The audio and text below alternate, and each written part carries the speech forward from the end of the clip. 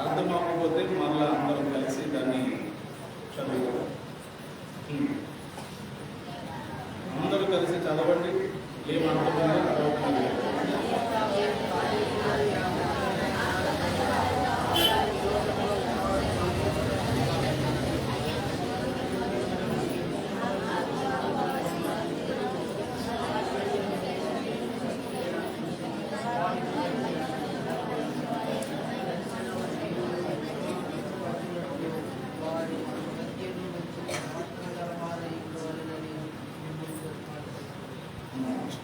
అర్థమైందా?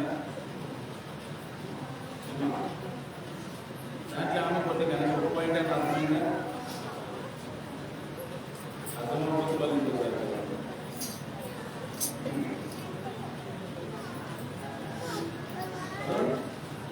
అందరూ కలిసి ఇంట్లో చేస్తారు.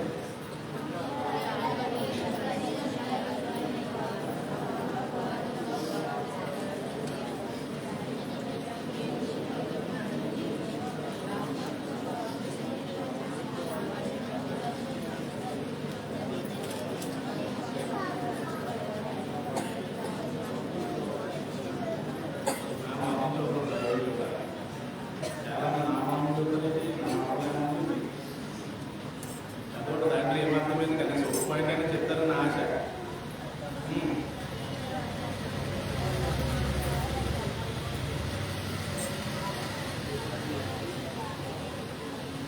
ఎందుకు వస్తారో తెలియదు, కొంతమంది ఎందుకు కూర్చుంటారో తెలియదు, ఏమింటారో తెలియదు, ఏం నేర్చుకుంటున్నారో తెలియదు, అసలు ఎందుకు బ్రతుకుతున్నారో, ఎందుకు భక్తి చేస్తున్నారో కూడా తెలియదు. అదన్నా తెలిసా ఎందుకు బ్రతుకుతున్నారు?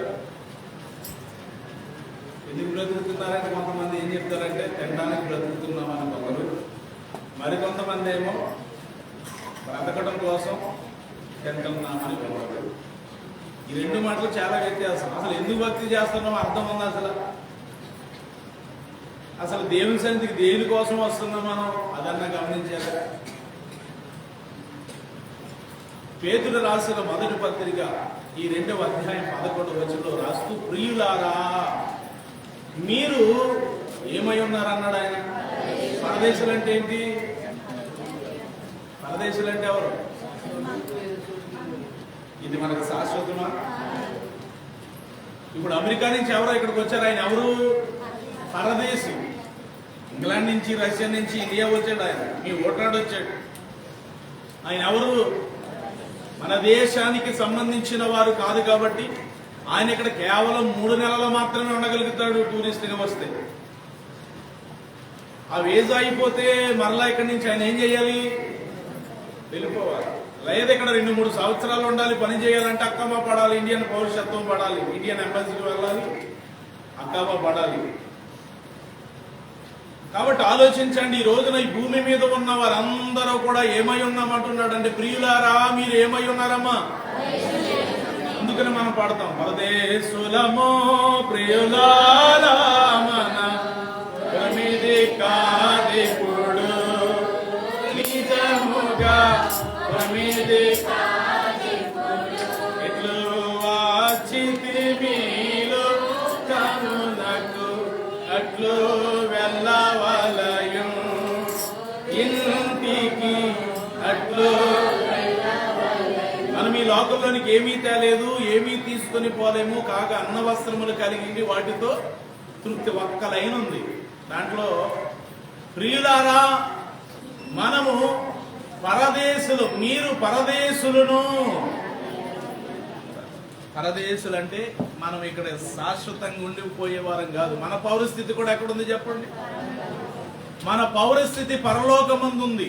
ఎప్పటికైనా 100 ఆరైనా 600 అయినా నీవు ఈ దేశాన్ని, ఈ భూమిని, ఈ ప్రాంతాన్ని విడిచి నీకంటూ ఒక పౌరసత్వం ఎక్కడ ఉందంటే పరలోకంలో ఉంది. నీవు అక్కడికి వెళ్ళాలి. పరదేశులు కేవలం యాత్రికులు అని చెబుతున్నాడు ఆయన. మీరు ఈ దేశానికి సంబంధించిన వారు కాదు. ఈ దేశంలో ఎన్ని సంవత్సరాలు మీరున్నా యాత్ర చేస్తున్నారు. యాత్ర. కొంతమంది కాశీ వెళతారు యాత్రకి, మన క్రైస్తవులు కూడా వెళుతున్నారు. ఎక్కడికి? యెరూషలేము యాత్రకి వెళ్తున్నారు. ఉండిపోతున్నారు అక్కడ. యేసు ప్రభు పుట్టిన స్థలంలో అక్కడే చచ్చిపోతాను, అక్కడే ఉంటాను ఒప్పుకుంటుందా ప్రభుత్వం? ఆ దేశం ఒప్పుకుంటుందమ్మా? యాత్ర యెరూషలేము చూడడానికి యెరూషలేము యాత్ర వెళుతున్నారు. ఈ రోజున సేవకులు కానీ కొంతమంది డబ్బు కలిగిన వారు కానీ వెళుతున్నారు. చూసి మరలా ఏం చేయాలి వాళ్ళు? వారి పౌరుషత్వం ఇక్కడ ఉంది కాబట్టి ఇక్కడికి రావాలి. అసలు భూమి మీద ఉన్న ప్రతి మానవుడికి పౌరుషత్వం ఎక్కడ ఉందనంటే పైన ఉంది. మన్నైన నీవు మన్నైపోతావు ఏదో ఒక దినమందున. మన్నైన నీవు మన్నైపోతావు ఏదో ఒక దినమందున. దేవుని ఇచ్చిన ఆత్మ దేవుని యొద్దకు చేరి నీకంటూ ఏముందిలే. దేవుని ఇచ్చిన ఆత్మ దేవుని యొద్దకు చేరి నీకంటూ ఏముందిలే. నీకంటూ ఏముందిలే. అందుకే మార్పు చెందవా, నీవు మార్పు చెందవా, నీ బ్రతుకు మార్చుకోరా, నీ బ్రతుకు మార్చుకోరా. అనుకూల సమయం ఇదేనని ఎరిగి మనసు నీవు పొందవా, మనసు నీవు పొందవా. పరదేశులు యాత్రికులు అన్న మాట ఈ రోజున మనం అర్థం చేసుకోవాలి. ఫుట్టు పట్టుకుని ఊరేగడానికి ఇక్కడికి ఏమీ రాలేదు మనం. 20 సంవత్సరాలు యవనస్తుడు మన మధ్య కాలంలో పాలకొల్లో వైజాగ్లో ట్రైనింగ్ అయ్యి ఇక గ్రాడ్యుయేషన్ అయ్యి ఇక ఇంటికి పంపించేద్దామని అనుకున్న తరుణంలో ఒక యవనస్తుడికి హార్ట్ అటాక్ వచ్చింది. తర్వాత స్కూల్లో ఒక విద్యార్థి, మీరు చూసారో లేదు, 6 సంవత్సరాల సంథింగ్, మరి ఏ క్లాస్ చదువుతుందో తెలియదు, హై స్కూల్లో అనుకుంటా, చిన్న పిల్లండి, 6వ తరగతి చదువుతుందో ఎంతో మరి నాకు పూర్తిగా లేదు, కానీ ఖచ్చితంగా ఆమెకి స్కూల్లోనే ఏమొచ్చిందో తెలుసా? హార్ట్ అటాక్ వచ్చింది. ఎన్ని సంవత్సరాలు అనుకుంటున్నా? చూశారు మీరు ఎవరైనా? ఇలాంటివి చూడరు మీరు అమ్మా, ఇలాంటివి చూడరు. 6వ తరగతి చదువుతుందో సంథింగ్ ఏమో తెలియదు, కానీ హై స్కూల్లో మరి uniform, high school uniform, board school uniform కూడా ఒకలాగా ఉండటం వల్ల ఈ తరగతి తెలియదు. కానీ చిన్న పిల్ల నా 6 తరగతుల లోపల ఉంటుంది. తన తోటి విద్యార్థి చెప్పగలుగుతుంది, ఏమీ లేదు, మాట్లాడుతుండగానే లోపల చూశారు. మీరు చూసారా ఏదో ఒక యవనస్తుడు పెళ్లి చేసుకున్న దండలతో ఉన్నాడు పెళ్లి కొడుకు, నిల్చోబెట్టారు ఫోటోగ్రాఫర్స్. హార్ట్ అటాక్ వచ్చి చనిపోయాడు. పెళ్లి చేసే పాస్టర్ గారు ఒక ఆయన చనిపోయాడు. ఏంటి ఇవన్నీ జరిగిపోయిన సంగతులే. ప్రమాణాలు చేయిస్తూ ఒక పాస్టర్ గారు చనిపోయాడు. మన మధ్యకాలంలో మంత్రి గారు ఒక ఆయన చనిపోయారు. ఆయన మంచి బాడీ బిల్డర్. ఆయన ఏమని చనిపోయాడు? ఆయన ఏదో శాఖ అయినది, వనరులో ఏదో శాఖ, యవనస్తుడు ఆయన, పెద్ద వయసు ఏమి కాదు. తన దేహము చక్కని దేహము, జిమ్ బాడీ అయినది. ఆయన ఏమొచ్చింది? ఇంకొక విషయం చూసా, కొన్ని కోట్ల, టాటాకి మాజీ చైర్మన్ ఎవరోనండి ఆయన, కొన్ని కోట్ల రూపాయల కారు మీద ప్రయాణం చేస్తూ డివైడర్ని గుద్ది చచ్చిపోయాడు. చాలా వేగం అంట, గంటకి 380 కిలోమీటర్ల వేగంతో వస్తుందట కారు. చనిపోయాడు. కోట్ల రూపాయలు కార్లు కానీ, కోట్ల రూపాయల ఆస్తి కానీ, ఉద్యోగం కానీ రక్షించగలిగిందా? ఆలోచించండి. మీకు ఎందుకు చెప్తున్నానంటే అర్థం చేసుకోండి. ఇలా చూస్తూ పోతే వయసుతో సంబంధం లేకుండా అందరినీ కూడా పలకరించేది ఏంటో తెలుసా? మరణం. నిన్ను నన్ను అందరినీ పలకరిస్తుంది ఏదో ఒక రోజున. అప్పుడు నువ్వు ఇక్కడ దేశాన్ని విడిచిపెట్టి నీ పౌరస్థితి ఉందొకటి, అక్కడికి వెళ్ళాలి. అక్కడ ఉంది అసలైన జీవితం. అక్కడ సరి అయిన జీవితం నీకు లేకుండా ఉండడానికి గల కారణం ఏంటో తెలుసా? అక్కడ దేవునితో బహుదీర్ఘకాలం దేవునితో గడపడానికి, యుగ యుగాలు దేవుని స్తుతించడానికి నీకు అవకాశం లేకపోవడానికి కారణం ఏంటో తెలుసా?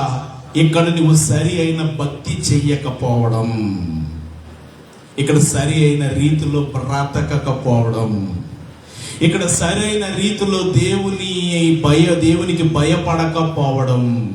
దీనివల్ల యాత్ర ముగించిన తర్వాత పరలోకమునకు వెళ్ళిన తర్వాత నీ అసలైన జీవితం ప్రారంభ దినంలోనే తెలిసిపోతుంది. నీ ఆత్మ నరకానికి ఖచ్చితంగా పోతుంది అని. ఎందుకు తెలుస్తుంది? ఇక్కడ నువ్వు చూపించిన నిర్లక్ష్యము వల్ల, నువ్వు చేసిన వంకర టెంకర భక్తి వల్ల, నువ్వు చేసినటువంటి పాపిష్టి కార్యాల వల్ల, అజాగ్రత్త వల్ల పరలోక రాజ్యములో ప్రవేశించడానికి నీకు అవకాశం ఏమీ ఉండదు. ప్రియులారా, మీరు పరదేశులను యాత్రికులనై ఉన్నారు. ఆ సంగతి మర్చిపోకండి. ఇక్కడ మనకి ఎంతైనా ఉండొచ్చు, మనం ఎంత ఘనమైన స్థితిలోనైనా ఉండొచ్చు. ఇక్కడ నువ్వు శాశ్వతంగా ఉట్టుపట్టుకుని ఊరేగడానికో ఉండిపోవడానికో రాలేదు. మనం ఉన్నామా? ఎవరైనా ఇక్కడ శాశ్వతంగా ఉండిపోవడానికి రాలే. మన్నైన నీవు మరలా ఏదో ఒక రోజున మన్నులోనికి ఖచ్చితంగా పోతావు. నేను పోతా, మీరు పోతారు. పాస్టర్ గారు అలాంటి మాటలు మాట్లాడకండి అని అనకండి. నాకు ఇంకా పెళ్ళి అవ్వలేదండి, పిల్లలు పుట్టలేదండి, అమ్మమ్మని అవ్వలేదండి, నాయనమ్మని అవ్వలేదండి, అయ్యేమి పని చేయండి. ఎత్తుపెట్టు. ఎవరినైనా పలకరించేది ఏంటో తెలుసా? మరణం.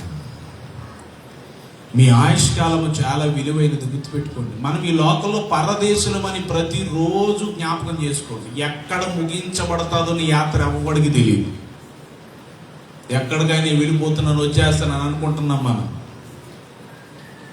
సాధారణంగా చిన్న పెయిన్గా వస్తుంది. ఈ రోజున హార్ట్ ప్రాబ్లమ్స్ ఎక్కువైపోయినాయి. ఈ రోజుల్లో క్యాన్సర్ ఎక్కడో జర్మనీలోనూ, అమెరికాలోనూ, ఫ్రాన్స్లోనూ ఎక్కడో ఉండేది, ఇప్పుడు ప్రతి ఇంటికి ప్రవేశించింది.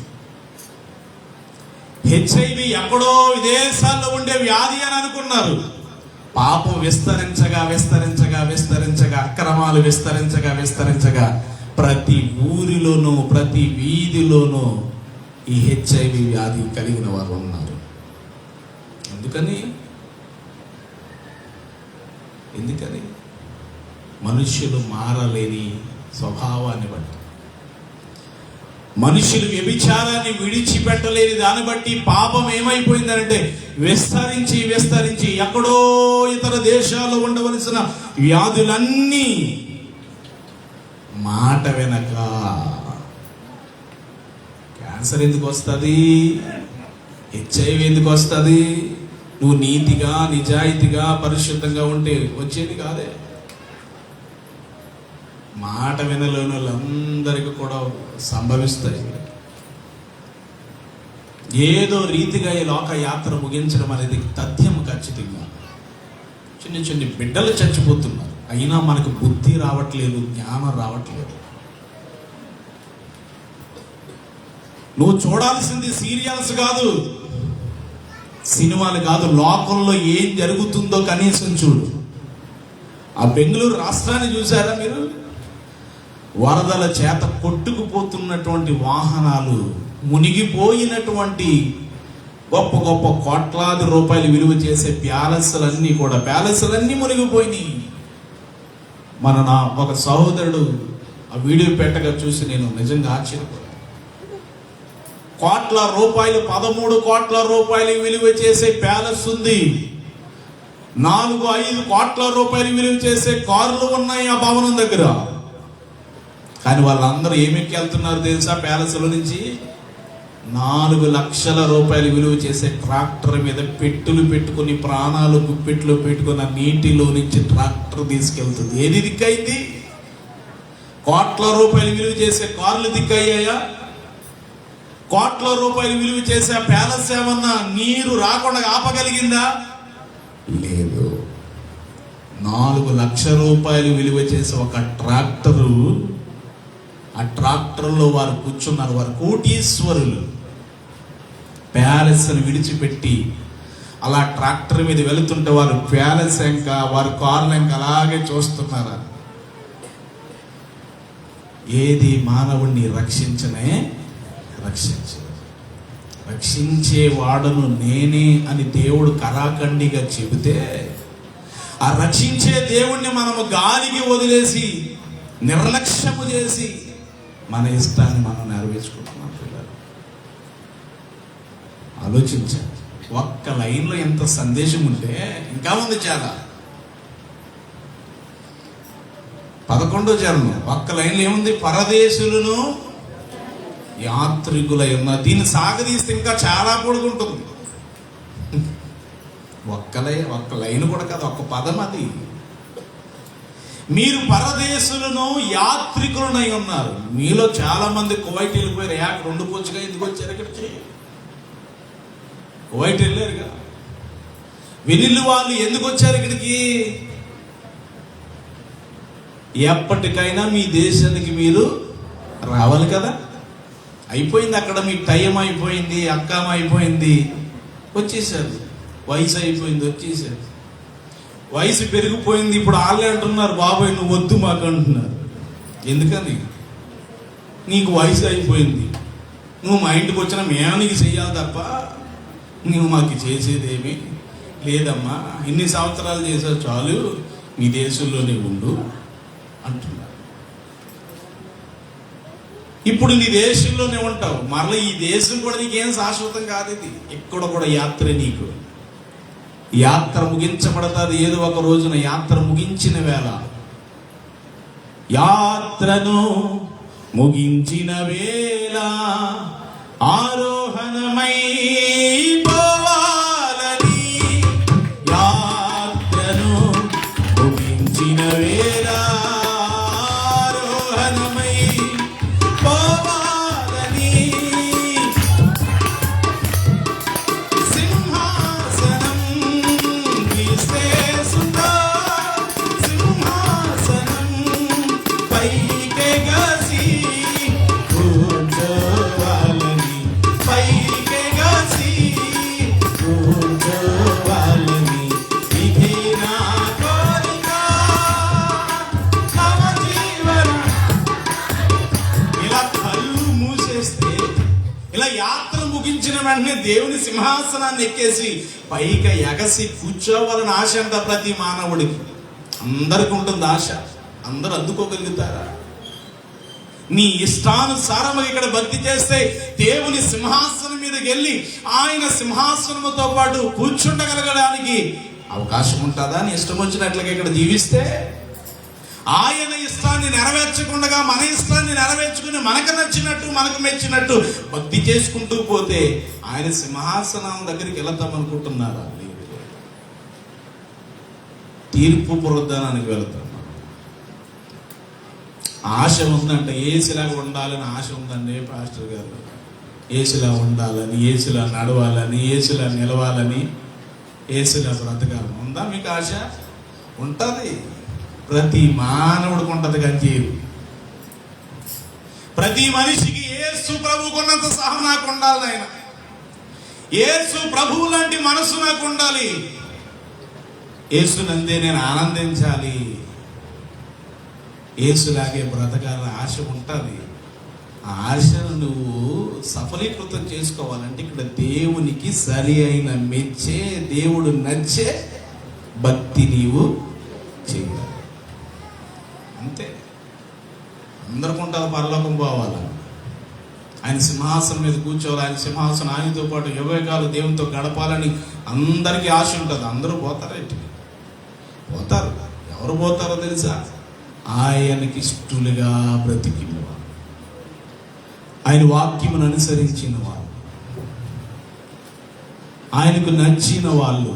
ఇంతగా ఆయనకి నచ్చుతున్నావా లేకపోతే ఇంకెవరికైనా నచ్చుతున్నావా ఆలోచన చేసుకో. నువ్వెవరికి నచ్చాలి? పాస్టర్ గారు కాదు, దేవునికి నచ్చాలి. నీ భక్తి ఎవరికి నచ్చాలమ్మా? దేవునికి నచ్చాలి, అంతే. దేవునికి నచ్చావంటే నువ్వు అందరికి నచ్చుతావు. స్తోత్రం. ఒకవేళ నచ్చట్లేదని ఆడు మనిషి కాదుగా. నువ్వు నచ్చట్లేదంటే ఆడు మనిషి కాదుగా. దేవునికి నచ్చిన నీవు నీ భర్తకో నీ స్నేహితుడికో నీ ఇరుగు పొరుగు వారికి నువ్వు నచ్చట్లేదంటే ఒకవేళ వారు మనుష్య జన్మ కాదేమది. పుట్టుక జన్మ మనిషి పుట్టుకేమో కానీ స్వభావం అంతా కూడా జంతువుదై ఉంటుంది. అది ఆలోచించే దేవునికి నచ్చినట్లుగా బ్రతుకుతాం. పేతురు గారు బ్రతిమాలుచున్నాడు. ఏమని బ్రతిమాలుతున్నాడో వెళదాం ఇప్పుడు. ప్రియులారా, ఒక్కలైన మనం చూసాం. మీరు పరదేశులు యాత్రికులై ఉన్నారు కాబట్టి మీలోనున్న దేవుని ఆత్మది. మామూలు ఆత్మేటి? ఏ ఆత్మది?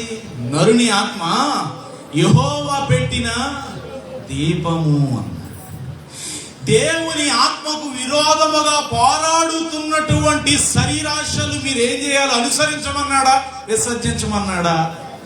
మీరు ఒళ్ళు దగ్గర పెట్టుకుని వినండి, జాగ్రత్తగా వినండి, చాలా బాగుంటుంది ప్రభు మాట్లాడుతారు. స్తోత్రం చెప్పండి. వినిన దాన్ని అలాగా పండగేసి అలాగ వదిలేయకుండా లోపలికి పంపించారు. దేవుని ఆత్మకు విరోధముగా పోరాడుతుందంట.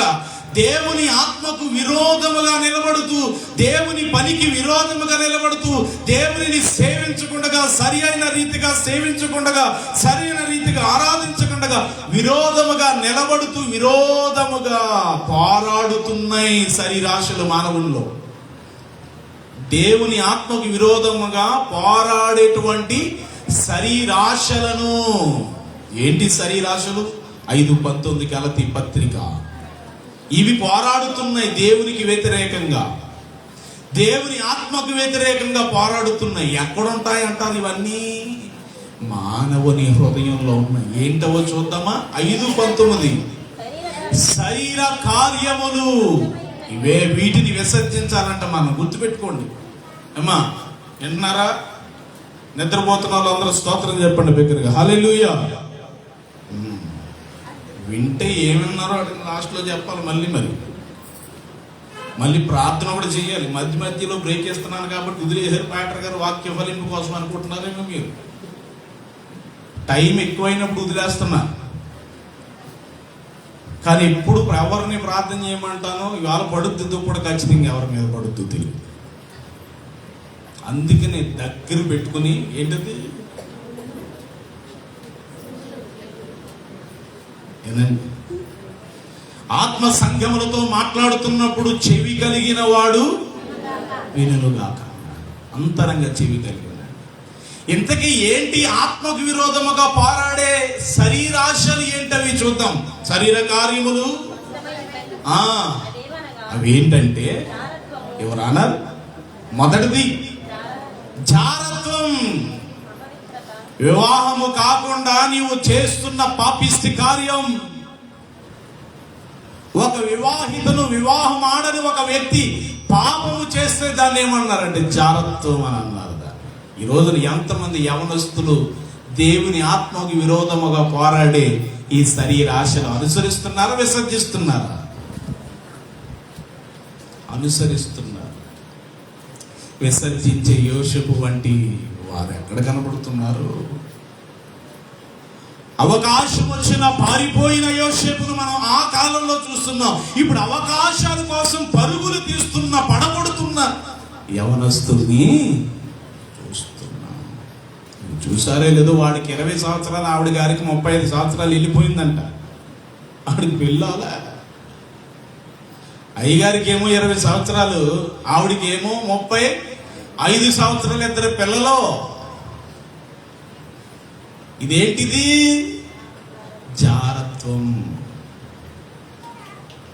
జరుగుతుంది. ఆత్మకు విరోధముగా పోరాడే శరీరాశ అయిన జారత్వాన్ని విసర్జించవలసిన మానవుడు విసర్జించట్లు అనుసరిస్తున్నాడు.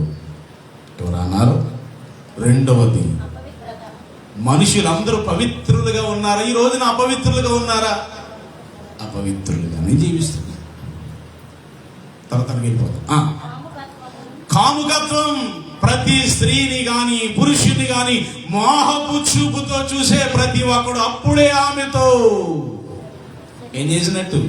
వ్యభిచరించినట్లు. ఫిజికల్ గా కలవక్కర్లా, నీకు పాపిష్టి ఆలోచన వస్తే చాలు, అంతే వ్యభిచారు నీవు.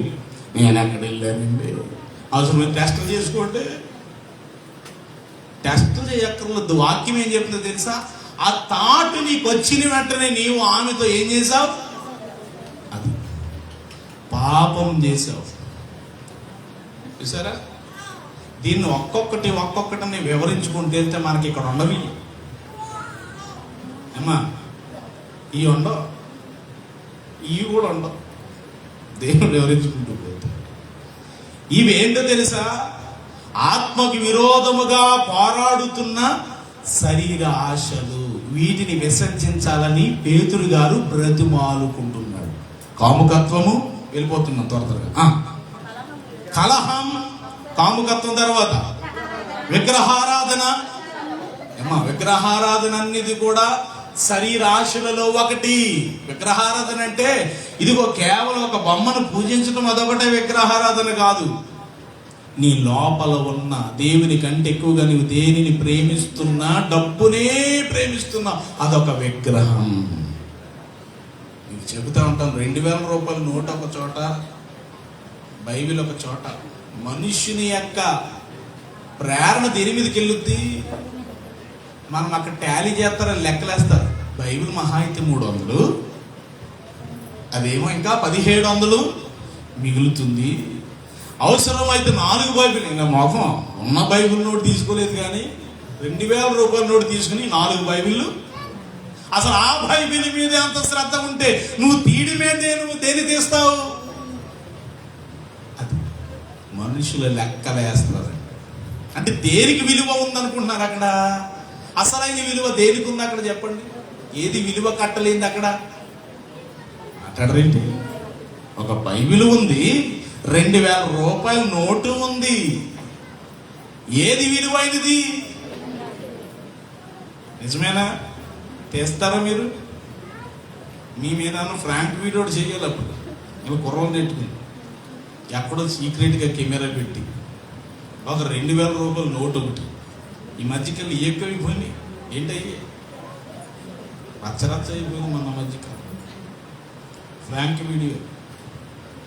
అలా మీకు తెలియకుండా తీయాలన్నమాట. అప్పుడు తెలిసిపోతుంది. అప్పుడు వాళ్ళు సీక్రెట్గా కొంతమంది ఈ ఫ్రాంక్ వీడియోలు తీస్తూ ఒక చోట ఫోను పడేస్తున్నారు. ఫోను అదేంటంటే వైబ్రేషన్ వచ్చేది దానికి. వీళ్ళ చూడటం చూడ ఎక్కడో ఉండి వీడియో తీస్తా ఉంటాడు. రోడ్ల మీద వెళ్ళే వాళ్ళకి ఫోన్ పడతారు. వీళ్ళ టాలెంట్లు చూడాలి, ఏమి ఎరగలేనట్టు, అటు ఇటు చూసినట్టు, ఇలాగ లేకపోతే అక్కడ ఏదో బూటు తాడు కడుతున్నట్టు అలా కట్టేసి తీసి పెట్టేసుకోవడం. మరికొంతమంది అయితే ఆడళ్ళు ఇలా పెట్టేసుకోవడం. ఆడు చూస్తే అక్కడ బట్టన్ నొప్పుతాడు. ఆడు అదేమంట తెలుసా? వైబ్రేషన్ వచ్చేది, బాగా కరెంట్ షాక్ కొడుతుంది అనమాట. ఇంకొకడు అయితే ప్యాంట్లు పెట్టేస్తాడు, వీళ్ళు ఏమో జాకెట్లు పెట్టేస్తున్నారు. ఆడు పెట్టిన వెంటనే దొంగలు బుద్ధి మంచిది కాదని, ఎంతకి వీళ్ళ బుద్ధి మంచిది కాదని. ఫ్రాంక్ వీడియోలో కూడా కొంత సత్యం, కొంత మంచి నేర్చుకోవచ్చు. అయితే కొంతమంది అలా పెట్టేసుకుని పట్టుకెళ్ళిపోతా ఉన్నప్పుడు ఆడు బట్టను నొక్కుతూ ఉంటాడు. అయ్యి బాబు ఇలాంటిది నాకు వద్దని తీసి పడేస్తూ ఉంటారు. మరి కొంతమంది కావాలని పరస పడేస్తూ ఉంటారు కింద. కొంతమంది పరస తీసుకుని హ్యాండ్ బ్యాగ్లో పెట్టేసుకుని, నేనా ఎక్కడ కొంతమంది దబాయించేస్తారు కూడా. నేను ఎక్కడ తీశాను అని అంటే ఇదిగో వీడియో చూపిస్తాడు, ఇది ఫ్రాంక్ వీడియో అంటే అప్పుడు తీసిచ్చుద్ది బ్యాగ్లో నుంచి. అప్పటి వరకు ఆవిడ నటన చూడాలమ్మా, మహానటి. ఎక్కడండి నేను తీయలేదండి, నాకు దొరకలేదండి, ఎక్కడ పడిందండి, రండి నేను కూడా ఎదుగుతున్నాడు. మహానటి. మీకు నవ్వు వచ్చేది ఎందుకు? ఆ పేరు ఎక్కడ ఉన్నట్టుందే, మహానటి. ఎంత సంతోషమో ఇలాంటి నటులు అన్నమాట. అప్పుడు ఆయన అంటాడు, ఇది ఫ్రాంక్ వీడియో, ఆల్రెడీ అది కెమెరా అక్కడ ఉందనంటే ఎక్కడ చిత్రీకరించబడింది. ఇప్పుడు నేను అంత నటించినా అక్కడ ఏముంది, అక్కడ సాక్ష్యం ఉంది. చాచినన్ని బ్యాగ్లు ఉంది అంటాడు ఆయన. లేదండి అంటే లేడీస్తో మీరు అలా మాట్లాడుకుంటా. అవునా, నువ్వు లేడీస్ కాదు, నువ్వు మామూలు జీవించేతను నటించమంటాడు. అప్పుడు చూపిస్తే అప్పుడు తీసుకొచ్చుద్దండి పరిస్థితి. ఇలాంటి నటన జీవితం మనకు ఉండకూడదు. అది విగ్రహారాధన. అంటే డబ్బునే ఎక్కువ ప్రేమిస్తున్నాం, దేనినో ఎక్కువ ప్రేమిస్తున్నాం, అది ఏమవుతుంది తెలుసా, విగ్రహారాధన. తర్వాత చెప్పమ్మా, అభిచారం, ద్వేషం, కలహం, మత్సరం, క్రోధం, కక్ష, భేదములు, విమతములు, అసూయలు, మత్తతులు, అల్లరితో కూడిన ఆటపాటలు, ఇవన్నీ ఆత్మకు విరోధముగా పోరాడే శరీర ఆశలు. వీటిని ఏం చేయాలంట, విసర్జిస్తున్నారు. ఈ రోజున యవనసులు అనుసరిస్తున్నారా?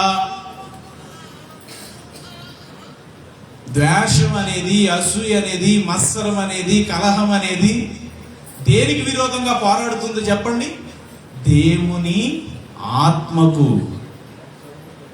దేవుని ఆత్మకు విరోధముగా, ఒక మంచికి విరోధంగా పనిచేస్తుంది, ఒక సత్యానికి విరోధంగా పనిచేస్తుంది శరీర కార్యాలు. అందుకని వీటిని ఏం చేయాలి అంటున్నాడంటే ఆయన, విసర్జించండి అన్నాడు ఆయన. విసర్జించి, విసర్జించడం అంటే తెలుసు కదా, ఏం చేయాలి? విసర్జించడం అంటే ఏంటి? విడిచిపెట్టిన దాన్ని మరలా కన్నెత్తి కూడా చూడం, దాన్ని ముట్టుకోము, పట్టుకోము, ప్రేమించము. తెలుసా?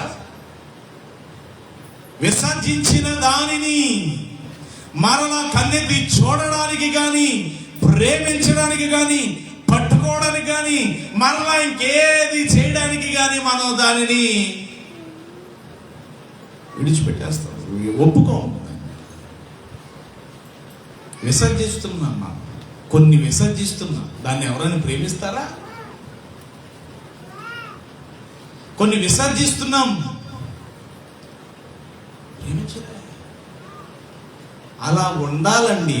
ఆత్మకు విరోధముగా పోరాడుతున్న శరీరాశను విసర్జించిన క్రైస్తవుడు ఆత్మలో వర్ధిల్లాలి కానీ ఇంకా శరీరాశల్లో నిమగ్నమై ఆత్మీయ జీవితంలో చల్లారిపోతున్న స్థితిలో ఉన్నాడు రోజు. ఇది ప్రశ్నార్థకమైన సందేశమే కావచ్చు, మిమ్మల్ని సరిచేసే సందేశమే కావచ్చు, ఆలోచింపజేసే సందేశమే కావచ్చు. దీనిలో ఉన్న సత్యాన్ని మాత్రం స్వీకరించి మార్పు చెందాలి. కొంతమంది ఎందుకు ప్రార్థనకు వస్తారో అర్థం ఉండదు. ఎక్కడోడు తిన్నంగా ఉండరు, ఎక్కడెక్కడికో పరిగెత్తి బ్రతుకులు మారవు, మాటలు మారవు. నువ్వు శరీరాశను విసర్జించకుండా ఎన్ని గుళ్ళు తిరిగినా, ఎన్ని గోపురాలు తిరిగినా, ఎంతమంది సేవకులను మార్చినా నీ ఆత్మీయమి సింహాసనం ఎక్కేమి కూర్చోదు. అక్కడ కూర్చుంటారా? ఉంటే రండి, నేను చెబుతా.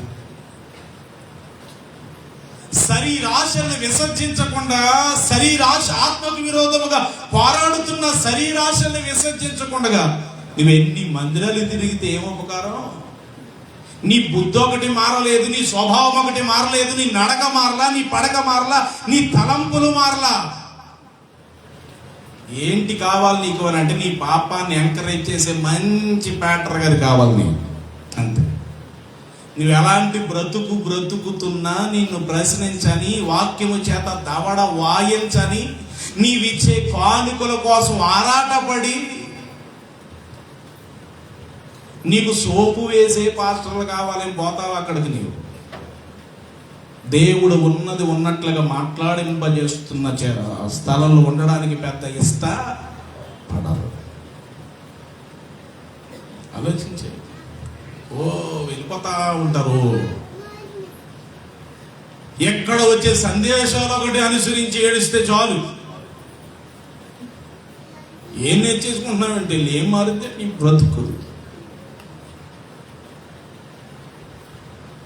పైగా పాస్టర్ గారి మీద ట్రోలింగ్స్. మళ్ళీ నువ్వు పాస్టర్ గారి మీద కాదు ట్రోలింగ్ వేసేది, అక్కడ ఎవరి మీద వేస్తున్నావు తెలుసా? వాక్యం మీద వేస్తున్నావు. వాక్యం ఎవరో తెలుసా? అది పరిశుద్ధాత్మ దేవుడు మాట్లాడితే పరిశుద్ధాత్మకి విరోధంగా మాట్లాడే వారికి ఈ యుగమందైనను రాబో యుగమందైనను క్షమాపణ లేదు. ఇప్పుడు చెప్పండి, మీలో ఉన్న దేవుని ఆత్మకు విరోధంగా పోరాడుతున్న ఏంటో తెలుసా? శరీర క్రియలు, శరీరాశలు. వాటిని మీరు అనుసరించమని చెప్పని దేవుడు విసర్జించాలి. నిన్న మొన్న వీడియో చూసా, తాడేపల్లిగూడెం దగ్గర పెంటపాడు ఏదో ఊరు, ఇద్దరు అమ్మాయిలు, అమ్మగారు దుబాయ్ వెళ్ళింది, ఇద్దరు పిల్లలు, వాళ్ళకి యూనిఫామ్ స్కూల్, హై స్కూల్ యూనిఫామే. ఇద్దరు అమ్మాయిలు అండి, చక్కగా ఉన్నారు పిల్లలు. చూసారా వీడియో? ఇవి చూడరు మీరు, అమ్మా ఇవి చూడరమ్మా, ఎందుకు చూస్తారా? ఆయన గారు వీడియో ఎవరు తీశారు మరి? వాళ్ళ వీడియో కూడా ఎందుకు తీశారంటే ఆపడానికి ఈయన చేస్తాడని, వీడికి ఎలాగైనా బుద్ధి చెప్పాలని. ఆ వీడియో ఎవరు తీశారో తెలియదు కానీ మొత్తం మీద ఆ ఇంట్లో నుంచే చుట్టుపక్కల తీశారు. ఎవరు ఆయనకి తెలిసే తీశారు. పైగా వాళ్ళు ఇద్దరు పిల్లల్ని పట్టుకుని కొడుతున్నాడమ్మా, తన్నేస్తున్నాడు ఇద్దరు పిల్లల్ని. ఎందుకని అనుకుంటున్నారు? ఏం చేసి? వాళ్ళు ఏం తప్పు చేశారని కాదు, చిన్న పిల్లలండి, హై స్కూల్ చదువుతున్నారు, 6, 7, 8 తరగతి మరి తెలియదు. అది సోషల్ మీడియాలో పెట్టిన తర్వాత వాడికి దుమ్ము రేగిపోయింది. ఇప్పుడు సోషల్ మీడియా ఒక రకంగా కొంతమంది వ్యక్తులకు బుద్ధి చెప్పడానికి పనిచేస్తుంది. వాడు కోడి మాంసం నరికే కత్తిని తీసుకున్నాడు పిల్లల్ని. వద్దు నానా, వద్దు నానా, సంపొద్దు నానా అంటున్నారు. వాళ్ళు దండాలు పెట్టేసి మంచం మీద పడేయడు ఇద్దరిని. చూసారమ్మా? చేసి చూపించారు తల్లి. మళ్ళీ వీళ్ళు అనుకుంటారు అబద్ధం, బాగా పెట్ట కదా వేస్తున్నాడు మాకు అనుకుంటారు. వీళ్ళు పెట్ట కదా ఇంక చూసేసాడేమో, తాడేపల్లిగూడెం వెళ్ళి చూసేసాడేమో, నాశనం అయిపోవాలి అంటున్నాను నోళ్ళని. ఏమా ఆయనకి ట్రోలింగ్ అయిపోయింది. ఆయనకి మొత్తం ఆయన ఇప్పుడు తీసుకెళ్ళి వెళ్తారు, పోలీస్ స్టేషన్లో పెట్టి ఉంటారు. అమ్మగారు ఎక్కడుంది? దుబాయ్లో ఉంది. అయ్యగారు ఏం చేస్తున్నారు? శుభ్రంగా తాగేసి పిల్లలను బాధేస్తున్నాడు ఆయన. ఇదే పని కొంతమందికి. పిల్లలు నటిన చితక బాధేసి చక్కగా చూసుకోవాలి, మంచిగా చూసుకోవాలి. చిన్న పిల్లలు కదా, చక్కగా పని చేసి పెడతారు కదా, మళ్ళీ ఇల్లు తుడుస్తారు, వంటలు తోలుతారు. ఎంత బాగా చూసుకోవాలి. తల్లి లేదు, కష్టపడుతుంది, విదేశాలకు వెళ్ళి డబ్బులు పంపిస్తుంది. ఇలాగంటే కొంతమంది ఉంటారమ్మో, అవి ఎందుకు ఈయనకి ఆ బాధ ఎవరికొత్తది తెలుసా? అమ్మగారు పంపించేదాన్ని ఏమి పాడు చేయకుండా పిల్లల్ని బాగా చూసుకుని బాగా చదివించుకునే వాడికి ఆ బాధ ఏమి రాదు. ఎందుకంటే నేను అలా లేను కదా, నా పిల్లల్ని నేను బాగానే బెటర్గా చూసుకున్నాను, వాళ్ళకి మంచి బెటర్ ఇస్తున్నాను. పైగా నేను కూడా ఖాళీగా ఉండలేదు, నేను కష్టపడుతున్నాను, ఆమెని కష్టపడుతుంది మా పిల్లల కోసమే కదా. నేను అలా లేనని పెద్ద బాధ అనిపించదు. ఇప్పుడు ఎవరికి బాధ అనిపిస్తుంది? ఆవిడ గారు ఖత్తర్లో ఉండి దుబాయ్లో ఉండి పంపిస్తే 3, 4 వేసుకుని వెళ్ళిపోయి ఫుల్గా తాగేసి వచ్చి పిల్లలు తిన్నారో లేదో చూడకుండా, వండుకున్నారో లేదో, వాళ్ళకి వంట వండకుండా అలా జాగ్రత్తగా చూసుకోలేని వాడికి ఏమొచ్చేద్దామా?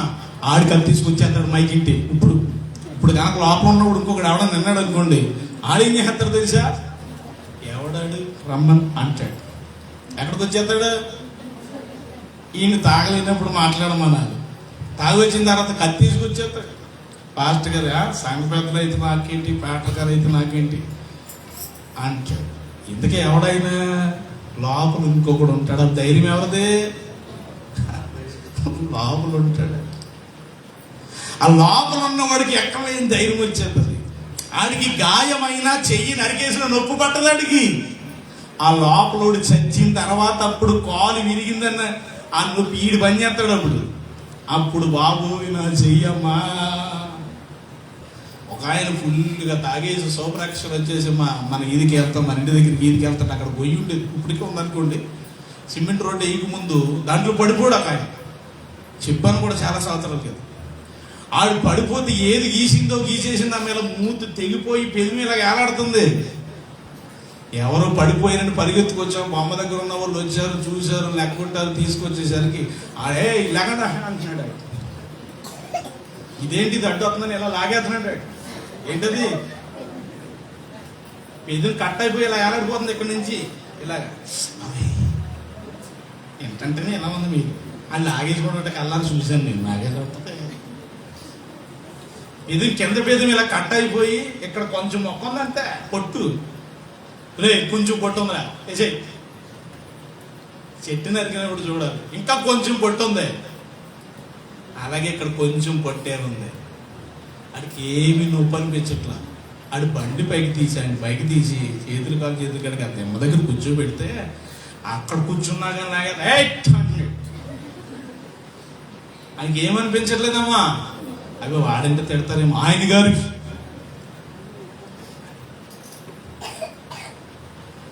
నొప్పి అనిపించట్లేదు ఆయనకి. ఫోన్ ఉంది అక్కడ, కీప్యాడ్ ఫోన్ చూసి నెంబర్ చూస్తే ఎత్తుకి కొబ్బరికాయ వ్యాపారం ఏదనంటే రాజుల్లో ఎక్కడ గోదావరి అవుతాడు. ఇలా పాలన ఆయన పట్టాడండి, ఇదండి పరిస్థితి, అంబులెన్స్కి చేద్దాం అనుకుంటున్నాం. మరి ఏంటి మాకంటే మేము వెంటనే వచ్చేస్తున్నామండి, ఒకసారి అలాగ కొంచెం కాస్తా ఉన్నాడు అన్నారు. లాగేస్తున్నాడు. పైగా బండి తీస్తే పక్కన పాకెట్ ఉంటుంది కదా, దాంట్లో ఇంకా సగం ఉంది. ఏంటి థమ్సప్ అనుకుంటున్నారా? ఇంకా సగం ఉంది దాంట్లో. మరి ఎన్ని తాగాడో కూడా తెలియదు. నొప్పి అనిపించట్లేదు. ఇప్పుడు లోపల ఉన్నవాడు దిగిపోయిన తర్వాత ఇప్పుడు అనిపిస్తుంది. ఇక్కడ నొప్పి ఎప్పుడు తెలుస్తుందమ్మా? లోపలోడు చావాలా. లోపలోడు చచ్చిన తర్వాత. అంటే లోపలోడు అంటే ఏంటి? తిమ్మిరి, మత్తు ఇవన్నీ పోయిన తర్వాత అసలు ఆయన నొప్పి ప్రారంభం అవుతుంది, తెలుస్తుంది అనమాట. మీకు తెలిసా ట్రై చేస్తారేంటి? చూసుంటారు కదా మీరు. వాడిని తీసుకెళ్ళారు హాస్పిటల్. ఎందుకు ఈ మాటలు చెప్తున్నా తెలుసా? ఆత్మకు విరోధముగా పోరాడుతున్నటువంటి శరీరాశను విసర్జించాలి ఆయన గారు. అమ్మగారు కష్టార్జితం పిల్లల ముడ్డిలు కడిగి, బాత్రూములు కడిగి, వంట చేసి, బాత్రూములు కడిగి, ఇస్త్రీ చేసి, నానా యాతన చాకిరీ చేసి పంపిస్తే జాగ్రత్త చెయ్యకపోగా మా నాన్నగారు కూడా కొంతకాలం అలాగే చూశారు. చాలా పోరాది. మా చిన్నతనంలో ఏమీ తెలియదు, అలాగే చేశాడు. 10,000 పంపిస్తే 5,000 జీతం అప్పుడు పంపిస్తే ఫుల్గా తాగి అక్కడ పడిపోతే రక్షకులు డబ్బులని తీసుకుని వదిలిపడేసి. కువైట్ డిన్నర్లు, మా చిన్నతనంలో కువైట్ డిన్నర్లు, అవి గత డిన్నర్లు తెచ్చి జాగ్రత్త పెడితే పట్టుకెళ్ళిపోయి కొల్లు అమ్మేసి వాళ్ళకి ఇచ్చేసి తాగేసి మిగతా జేబులో వాళ్ళని కొట్టేసేవారు. ఇప్పుడు జాగ్రత్త చేద్దాం, ఏదన్నా దేవుని సంకల్పంతో ఏదైనా చేద్దామంటే మన దగ్గర ఏం లేదు. అతను కష్టపడి వాళ్ళు లేరు. ఇక్కడ మనం చేసేదానికి జాగ్రత్త చేద్దామంటూ. అయినా కానీ ఎవరు విదేశాలు లేకపోయినా ఈ హస్తాల ద్వారా దేవుడు చేయవలసిన గొప్ప కార్యాలు, సహాయ కార్యక్రమాలు చేస్తూనే ఉన్నాడు. దేవునికి స్తోత్రం కలుగుతాడు. హల్లెలూయా. ఎందుకంటే మీరు సమర్పించే ప్రతి రూపాయిలో నేను కొన్ని పక్కన పెడతాను కాబట్టి, నాకు వచ్చే దశమ భాగములో కూడా మరలా దశమ భాగము తీసి ప్రభువు యొక్క పని కొరకై, రోగుల కొరకై ప్రత్యేకపరిచి కొన్ని కార్యక్రమాలు చేయగలుగుతాడు. అయినా కానీ దేవుడు ఏమి లోటు చేయను, ఎంతో మందిని ఆదుకునే పరిస్థితిని ఇచ్చాడు. ఎందుకు ఈ మాటలు చెప్తున్నానో తెలుసా? ఆత్మకి విరోధముగా పోరాడుతున్న శరీర ఆశలని మీరు విసర్జించాలి. ఇవన్నీ అల్లరితో కూడిన ఆటపాటలు అన్నీ ఎవరికి విరోధంగా పనిచేస్తున్నాయి? దేవునికి. ఆత్మ అంటే ఏదనుకుంటున్నారేమో, దురాత్మో లేకపోతే ఇంకేదో ఆత్మగా. దేవుని ఆత్మే మనలో ఉంది. మీ దేహము దేవుని ఆలయమై ఉన్నదని, దేవుని ఆత్మ మీలో నివసించుచున్నాడని మీరు ఎరుగరా? దేవుని ఆత్మ. ఈ ఆత్మకి విరోధముగా పోరాడుతున్నటువంటి శరీర ఆశలను మీరు ఏం చేయాలంటే విసర్జించాలి. ఎంతకీ ప్రశ్నించుకోండి, మీరు విసర్జించారా, అనుసరించారా? అనుసరిస్తున్నారా? కుక్క తన వాంతికి తిరుగుతున్నట్లుగా తిరిగిపోవట్లే? అనుసరించే జీవితమే తప్ప ఆత్మకి విరోధముగా పోరాడే శరీరాసన్ని విసర్జించే వారిగా మనం లేవండి. విసర్జించి, ఇలా విసర్జించకపోవటం వల్ల ఎవరు నిన్ను దూషిస్తున్నారంటే తెలుసా? అన్యజనులు. ప్రార్థనకి వెళ్తున్నావు కదా, దేవుని నమ్ముకున్నావు కదా అన్నరాలు. వాళ్ళ పొలాల మోపులో పొలనెట్టుకొచ్చేత నువ్వు అడగకుండా. దొంగతనం కాదు అది. వాళ్ళు ఏదో కష్టపడి పొల్ల పోగు చేసుకుని పొలాల మోపెట్టుకుని ఎవరికి అమ్ముకుందామని వాళ్ళు జాగ్రత్త చేసుకుంటే, దేవుని కుమారుడవైనా కుమార్తెవైనా ప్రభు సన్నిధికి వెళుతున్న నీవు వాళ్ళకి తెలియకుండా కొన్ని పొలాలు తీసి మోపు కట్టుకొచ్చేస్తావా? ఏం చేస్తున్నారు? నిన్ను వాళ్ళు ఇప్పుడు దూషిస్తున్నారా? తెలుసా? చిన్ని విషయాలు మీరు చేసే పొరపాట్ల వల్ల ఎవరి నామం అన్యజనుల ఎదుట మీ వలననే కదా నా నామం అన్యజనుల ఎదుట దూషింపబడుతుంది. ఎందుకో తెలుసు? నువ్వు విసర్జించక. గుర్తుపెట్టుకోండి, విసర్జించక అంటే పూర్తిగా విడిచిపెడతారు. అన్న పెంటను ప్రేమిస్తారమ్మా? పెంటను ముట్టుకుంటారా? హత్తుకుంటారా? స్వీకరిస్తారా? అది విసర్జించడం అంటే. నువ్వు ఏ పాపమునైతే విసర్జించావో మరలా దాని విషయంలోనికి ఎందుకు అనుసరించడం? తీర్మానం తీసావు, సంఘం ఎదుట దైవజనులు ఎదుట దేవుని ఎదుట ప్రభు కోసం బ్రతుకుతాను, నూతన సృష్టిగా మారుతాను. ఏది? ఆత్మకి విరోధముగా పోరాడుతున్నటువంటి శరీరాశలను విసర్జించకపోగా ఇంకా అనుసరిస్తున్నాం మనం. వాటిని విసర్జిస్తే దేవుడు తప్పక మెచ్చుకుంటాడు. అవి విసర్జించకే మనం అన్యజనుల చేత మనల్ని ఏమవుతున్నామని తెలుసా? దూషించబడుతున్నాం. ఏమని? దుర్మార్గురాలానే. కనీసం అడిగితే మేము ఏదైనా కొంచెము పొలాలైనా ఇద్దాం, నీకెందుకు వాళ్ళ కొబ్బరికాయ? నీకు ఆ తోట యజమాని క్రైస్తవుడు కాదు, నీ ఇంటి ప్రకారం ఉన్నటువంటి వాళ్ళు క్రైస్తవులు కాదు. ఒకవేళ క్రైస్తవులు అయినా అది మనకెందుకండి? మనకెందుకది? ఒకవేళ పొరపాటునే ఆయనే గనక, యజమానే గనక నువ్వు పట్టుకెళ్ళడం చూచి ఉంటే ఏమంటాడు తెలుసా? వీళ్ళు దేవుణ్ణి నమ్ముకున్నారు కానీ వీళ్ళ దుర్మార్గులు అంటారా లేదా? వీళ్ళ బ్రతుకులేమీ మారలేదు, వీళ్ళ మాటలేమీ మారలేదు అని అంటారండి. ఈ మాట విని కొంచెం పరివర్తన చెందుతారని ఆశపడుతుంది. ఇంకా వాక్యంలోనికి వెళ్ళలేదు కానీ ఇది చాలా ఏమనిపిస్తుంది. అన్యజనులు ఏ విషయంలోనైతే మిమ్మల్ని దుర్మార్గులని దూషిస్తున్నారో ఆ విషయంలో వారు మిమ్మల్ని మెచ్చుకోవాలి అని అంటే మీలో ఏం చూడాలి? వాళ్ళు సత్క్రియ. ఇది అసలైన పాయింట్ ఈరోజు నేను చెప్పాలనుకున్నాను. ఏంటమ్మా? ఏ అన్యజనులైతే మిమ్మల్ని దుర్మార్గులని దూషిస్తూ ఉన్నారో ఆ జనులే మిమ్మల్ని ప్రశంసించేటట్టుగా ఉండాలి అని అంటే మీరు ఏం చేయాలో తెలుసా? సత్క్రియ చేయాలి, సత్క్రియలు చేయాలి. ఒక క్రియ కాదు, సత్క్రియలు అంటే అనేకములు చేయాలి. సత్క్రియలను మీరు చేసే సత్క్రియలు ఆత్మకు అనుకూలమైన, దేవునికి అనుకూలమైన మంచి కార్యములన్నీ మీరు చేయుట వారు చూచి వాటిని బట్టి ఎప్పుడు తెలుసా? దర్శన దినం ఒక రోజు రాబోతుంది. పరలోక రాజ్యం ప్రభు రాబోతున్నాడు. దర్శన దినం అదే యెహోవా దినం. దర్శన దినమున దేవుని మహిమపరిచినట్లు, దర్శన దినమున ఎవరు మహిమపరిచినట్లు?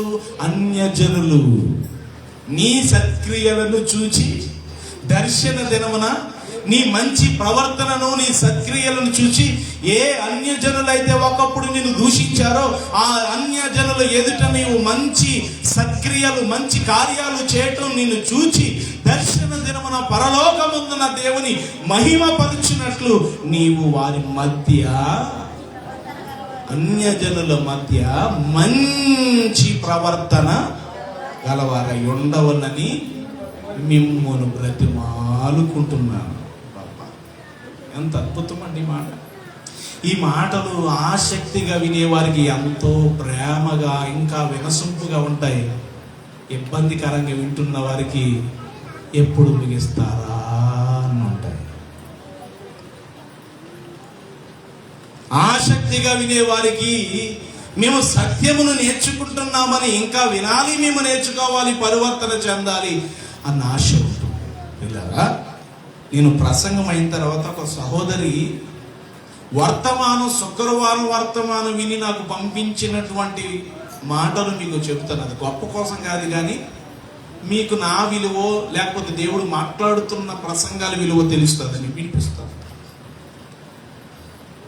అన్యజనులు ఏ విషయంలో మిమ్మల్ని దుర్మార్గాలని దూషిస్తున్నారో అదే అన్యజనుల ఎదుట మీరు మీ సత్క్రియలను చేయాలి. ఆ సత్క్రియలను చూచి దర్శన దినమునందు పరలోకమందున దేవుని మహిమ పరుచునట్లు మీరు వారి మధ్యనే మంచి ప్రవర్తన, సత్క్రియ ప్లస్ మంచి ప్రవర్తన కలిగిన వారై ఉండాలని మిమ్మును నేను బ్రతిమాలుకుంటున్నాను. అక్కడ ఆయన బ్రతిమాలాడు, ఇక్కడ నేను ఈ సందేశం ద్వారా బ్రతిమాలుతున్నాను. వింటారా? బ్రతిమాలుతున్నాను మిమ్మల్ని నేను కూడా. మంచి ప్రవర్తన గలవారై మీరు ఉండండి, సత్క్రియలు చెయ్యండి. మీ వల్ల దేవుడు బాధపరచబడకూడదు అని, మీ వల్ల దేవుడు బాధపరచబడకూడదు, సంతాప పడకూడదు అని విషయానికి వస్తాను.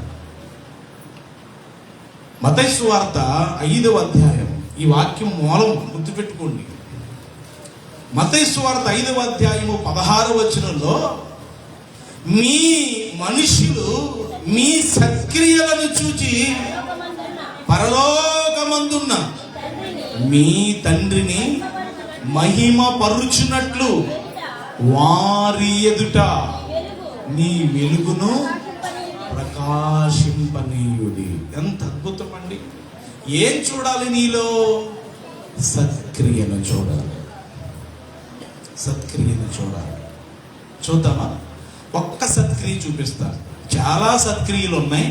ఒక్క సత్క్రియ చూపించి నేను చెప్పాలనుకున్న మాటలు కూడా చెప్పి ముగిస్తా. పరిశుద్ధ గ్రంథం లూకాసు సువార్త 10వ అధ్యాయం.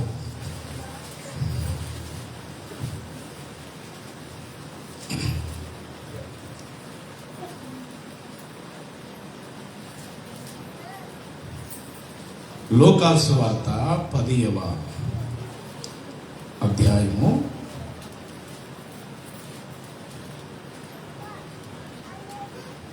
30వ వచనం నుండి చదువుదాం. అందుకు యేసు ఇట్లా, నేను ఒక మనుషుడు యెరూషలేము నుండి యెరికో పట్టణమును గుండా దిగి వెళ్ళుచు దొంగల చేతిలో చిక్కెను. వారు అతని బట్టలు దోచుకొని అతని కొట్టి కొర ప్రాణముతో విడిచిపోయిరి. అమ్మా వినండి. ఒక ఆయన యెరూషలేములో నుండి యెరికో ప్రాంతము గుండా వెళుతున్నప్పుడు ఎవరి చేతులు చిక్కాడంట? ఒక ఉపమానం రూపంలో ప్రభువు చెప్పాడు. ధర్మశాస్త్రోపదేశకుడు వచ్చి అడిగినప్పుడు అసలు ఎవడయ్యా నీ పొరుగువాడు అని అన్నాడు. అయ్యా, ధర్మశాస్త్రోపదేశకుడు ఒక ఆయన వచ్చి, మీకు వివరంగా అర్థం అవ్వాలంటే పైన చదువుతున్న చూడండి. ధర్మశాస్త్రోపదేశకుడు ఒకడు వచ్చి ప్రభువుని అడిగారు. ఆయన నిత్య జీవానికి వారసును ఏం చేయాలి అని అన్నప్పుడు ప్రభువు చెప్పగలిగాడు, నిన్ను వాళ్ళని పొరుగు వారిని ప్రేమించమని. ఆ మాట కూడా చూపిస్తాను. పొరుగువాడు ఎవరో అన్న విషయముల గురించి ప్రభువు ఈ ప్రస్తావన తీసుకొచ్చారు. పొరుగువాడు అసలు ఎవడు ఈ పొరుగువాడు అని అంటే, ఆయన చెప్పడానికి ఈ మాట అంతా చెప్పాడు. ఇప్పుడు ఈ 30 వచనాన్ని మనం చదువుకుందాం. పై వచనం చూద్దామా? ధర్మశాస్త్రోపదేశకుడు ఒక ఆయన వచ్చి అడిగాడు. ధర్మశాస్త్రోపదేశకుడు 25 నుంచి చదివితే రాయబడింది. ఎన్నో అవసరం కానమ్మా. అందుకైనా ధర్మశాస్త్రం రాయు. ఇప్పుడు 27, నీ దేవుడని యెహోవాను ప్రభువును పూర్ణ హృదయముతో, నీ పూర్ణ మనసుతో, పూర్ణ శక్తితో, పూర్ణ వివేకముతో ప్రేమించాలి అని, నిన్ను వలె నీ పొరుగు వారిని ప్రేమించాలని వ్రాయబడి ఉన్నది. నిన్ను వలె నీ పొరుగు వారిని ప్రేమించడం అనేది సత్క్రియ, దుష్క్రియ? వినండి. ఏం క్రియ అమ్మది? నిన్ను వలె నీ పొరుగు వాడిని ప్రేమించడం అనేది సత్క్రియ, దుష్క్రియ? సత్క్రియ. మీరు కలిగి ఉన్నారా ఈ సత్క్రియ? పొరుగు వారి క్షేమమును కోరుకుంటున్నారా మీరు? ఒక ధర్మశాస్త్రోపదేశకుడికి వచ్చి ప్రభు నిత్య జీవం కావాలి, వారసుని అవ్వడానికి ఏం చేయాలంటే ప్రభువుని నీ ఇష్టం వచ్చినట్లుగా ఆరాధించలేదు. ఆయన పూర్ణ హృదయముతో, పూర్ణాత్మతో, పూర్ణ వివేకముతో, పూర్ణ బలముతో నీ దేవుడైన యెహోవాను ప్రభువును సేవించాలి, మరియు నిన్ను వలె నీ పొరుగు వారిని ప్రేమించాలి. ఇదే ధర్మశాస్త్రం అంతటికి ప్రధానమైన ఆజ్ఞలు. 2 ఆజ్ఞలు ధర్మశాస్త్రం ప్రధానమయ్యాయి అని అంటే అసలు పొరుగువాడు ఎవడని ఉద్దేశం అని అంటే ఆయన చెప్పాడు. తన్నుని 29, నీతిమంతుడైనట్టు కనబరచుకుని కోరి, అవును ప్రభా, అవును కానీ నా పొరుగువాడు ఎవడని యేసయ్యను. అసలు ఎవడు పొరుగువాడు? నాకు ఎవడు పొరుగువాడు? అందరూ పొరుగు వాళ్ళు ఏం కాదు. ఎవడు పొరుగువాడు అని అంటే చెబుతాను, వినండి. ఎవడు? అందరూ పొరుగువాళ్ళేం కాదు, అందరూ పొరుగువాడు. అసలు పొరుగువాడు ఎవడు? ఆ పొరుగువాడికి కలిగి ఉన్న లక్షణం ఏంటి? ఆ పొరుగువాడు చేసే ఈ వ్యక్తికి ఆవతల వ్యక్తి చేసే ఆ పొరుగువాడికి ఏం కలిగి ఉంటే చేస్తాడు? ఒక మనుషుడు యెరూషలేము నుండి ఎరుకోకుండా వెళుతూ దొంగల చేతికో చిక్కి అతని బట్టలు దోచుకుని పోగా అతడు కొన ప్రాణముతో ఆయన కొట్టి పడేశారంట. ఏం దోచుకెళ్ళిపోయారమ్మా? ఇప్పుడు దొంగలు ఏం దోచుకెళ్తున్నారు? కొంతమంది దొంగలు మనసు దోచుకుంటున్నారు.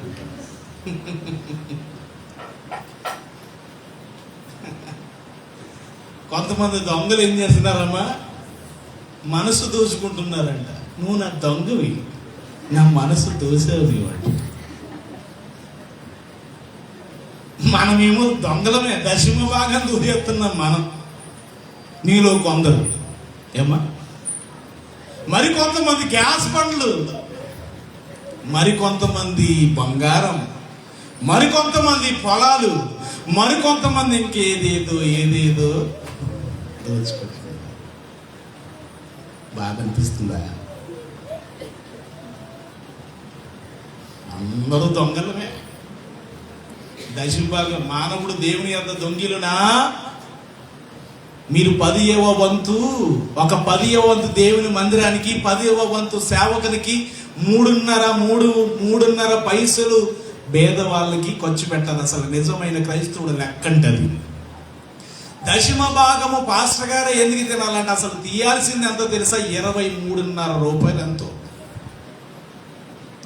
10 మందిరములకు 10వ వంతు మందిరానికి ఒకటి, 10వ భాగము సేవకునికి, మరలా 3 రూపాయల చిల్లర పొరుగు వారి కొరకు, పేదలు అంగహీనుల కొరకు తీయాల. మీరు ఏది 10 తీయడమే కష్టమవుతుంది కాబట్టి దైవజనుడు బ్రతకాల కాబట్టి ఆ 10 అట్టుకొచ్చి ఇమ్మంటున్నాడు దేవుడు. అది కూడా మనం తీయట్లేదంటే అది కూడా దొంగలమే కదా. సరే, ఇప్పుడు దొంగల చేతిలోకి చిక్కిన ఈ వ్యక్తి ఏం దొంగిలించుకున్నారు తెలిసి? ఈ వ్యక్తిలో నుంచి ఆయన బట్టలు దోచుకున్నాడు. వాళ్ళ దొంగలకున్న దయనీయమైన పరిస్థితి, అంత విలువైనవి ఏమున్నాయి ఆయన దగ్గర అంటే బట్టలు లేవు. ఆ దొంగలకి దోచుకున్నాం దొంగ. ఈ రోజున సాతాను నీ రక్షణ వస్త్రాన్ని దోచుకుంటున్నాడు. సాతాను నీ ఉల్లాస వస్త్రాన్ని దోచుకుంటున్నాడు. స్తుతి వస్త్రాన్ని, దేవుడు నీకు ఇచ్చిన మహిమ వస్త్రాన్ని దోచుకుంటున్నాడు. నువ్వెవడి చేతిలో చిక్కితే అపవాది చేతికి చిక్కితే. సరే, ఇక్కడ యెరూషలేము నుంచి ఎరుకోకుండా వెళుతున్న ఈ దొంగల చేతికి చిక్కిన ఒక ఆయన బట్టలు దోసేసుకున్నారు. ఆయన కొన ప్రాణంతోనే పడి ఉన్నాడు. అటుగా ఒక క్రైస్తవుడే, యాజకుడు, లేవీయుడు, ఇద్దరు. అమ్మా, ఎవరనుకుంటున్నారు? యాజకుడు వెళుతున్నాడు. మొదటిగా త్వరగా చదువుదాం. ఆ యాజకుడు ఫస్ట్ ఎవరున్నారు? లేవీయుడా? మొదట ఎవరున్నారు? అది చదవండి. యాజకుడు 31. ఆ త్రోవను వెళ్ళుట తటస్థించెను, అతడు అతను చూచి ప్రక్కగా పోయెను. చాలు. సత్క్రియ చేశాడా? చూచి పక్కకు పోయాడు. అంటే ఏ క్రియ అది? సత్క్రియ, దుష్క్రియ? దుష్క్రియ. ఒక ఆయన రక్తపు మడుగులో పడున్నాడు, గాయాలతో ఉన్నాడు, బట్టలు లేకుండా ఉన్నాడు, పడిపోయి ఉన్నాడు. అటుగా యాజకుడు, పైగా యాజకుడు అంటే దైవజనుడే. ఒకసారి అందరూ లేచి నిలబడదాం. నిన్ను పాడి హృదయం ఆనందించును, నాట్యముతో పాటలు పాడేదను. నిన్ను పాడి హృదయం ఆనందించును, నాట్యముతో పాటలు పాడేదను. దేవాది దేవుడు, ప్రభువుల ప్రభువు, దేవాది దేవుడు, ప్రభువుల ప్రభువు, అందరికీ నిన్ను చాటి చెప్పెదను, అందరికీ నిన్ను చాటి.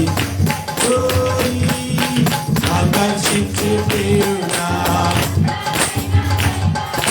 పరిపూర్ణమైన వాడా,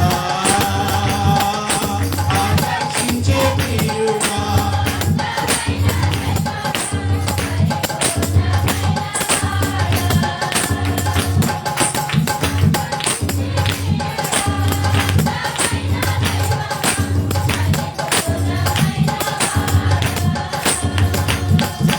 నీ నోటి నుండి తేనె ఊరుచున్నది, నీ నోటి మాటలు మధురించున్నవి. నీ నోటి నుండి తేనె ఊరుచున్నది, నీ నోటి. నీదు ప్రేమ పాదం, పరిశుద్ధ పాదం, నీదు ప్రేమ పాదం, పరిశుద్ధ పాదం, అదియే నేను వసించే స్థలము, అదియే నేను వసించే స్థలము. ఆకర్షించే ప్రియుడా, అందమైన దైవమా, పరిపూర్ణమైన వాడా, ఆకర్షించే ప్రియుడా, పరిపూర్ణమైన వాడా. కూర్చోదాం. ఆకర్షించే ప్రియుడా, అందమైన దైవమా, పరిపూర్ణమైన వాడా. బ్రతిమాలుకుంటున్నాడు ఆయన అన్యజనుల ఎదుట. అన్యజనులు ఏ విషయంలో మిమ్మల్ని దుర్మార్గులని దూషిస్తారో ఆ అన్యజనుల ఎదుట మీరు సత్క్రియలు, మీరు చేసే సత్క్రియలను చూచి దర్శన జనమందు పరలోకమందున దేవుని మహిమపరుచినట్లు మీరు వారి ఎదుట మంచి ప్రవర్తన కలిగిన వారై ఉండాలని మిమ్మును బ్రతిమాలుకో. మనుషులు మీ సత్క్రియలను చూచి పరలోకమందున దేవుని మహిమపరచున్నట్లు మీలోనున్న వెలుగును వారి ఎదుట ప్రకాశింపచేయండి. ఇప్పుడు యాజకుడు దైవజనుడే కావచ్చు, క్రైస్తవుడు. ఆయన యాజకుడైతే అయి ఉండొచ్చు, క్రైస్తవుడు.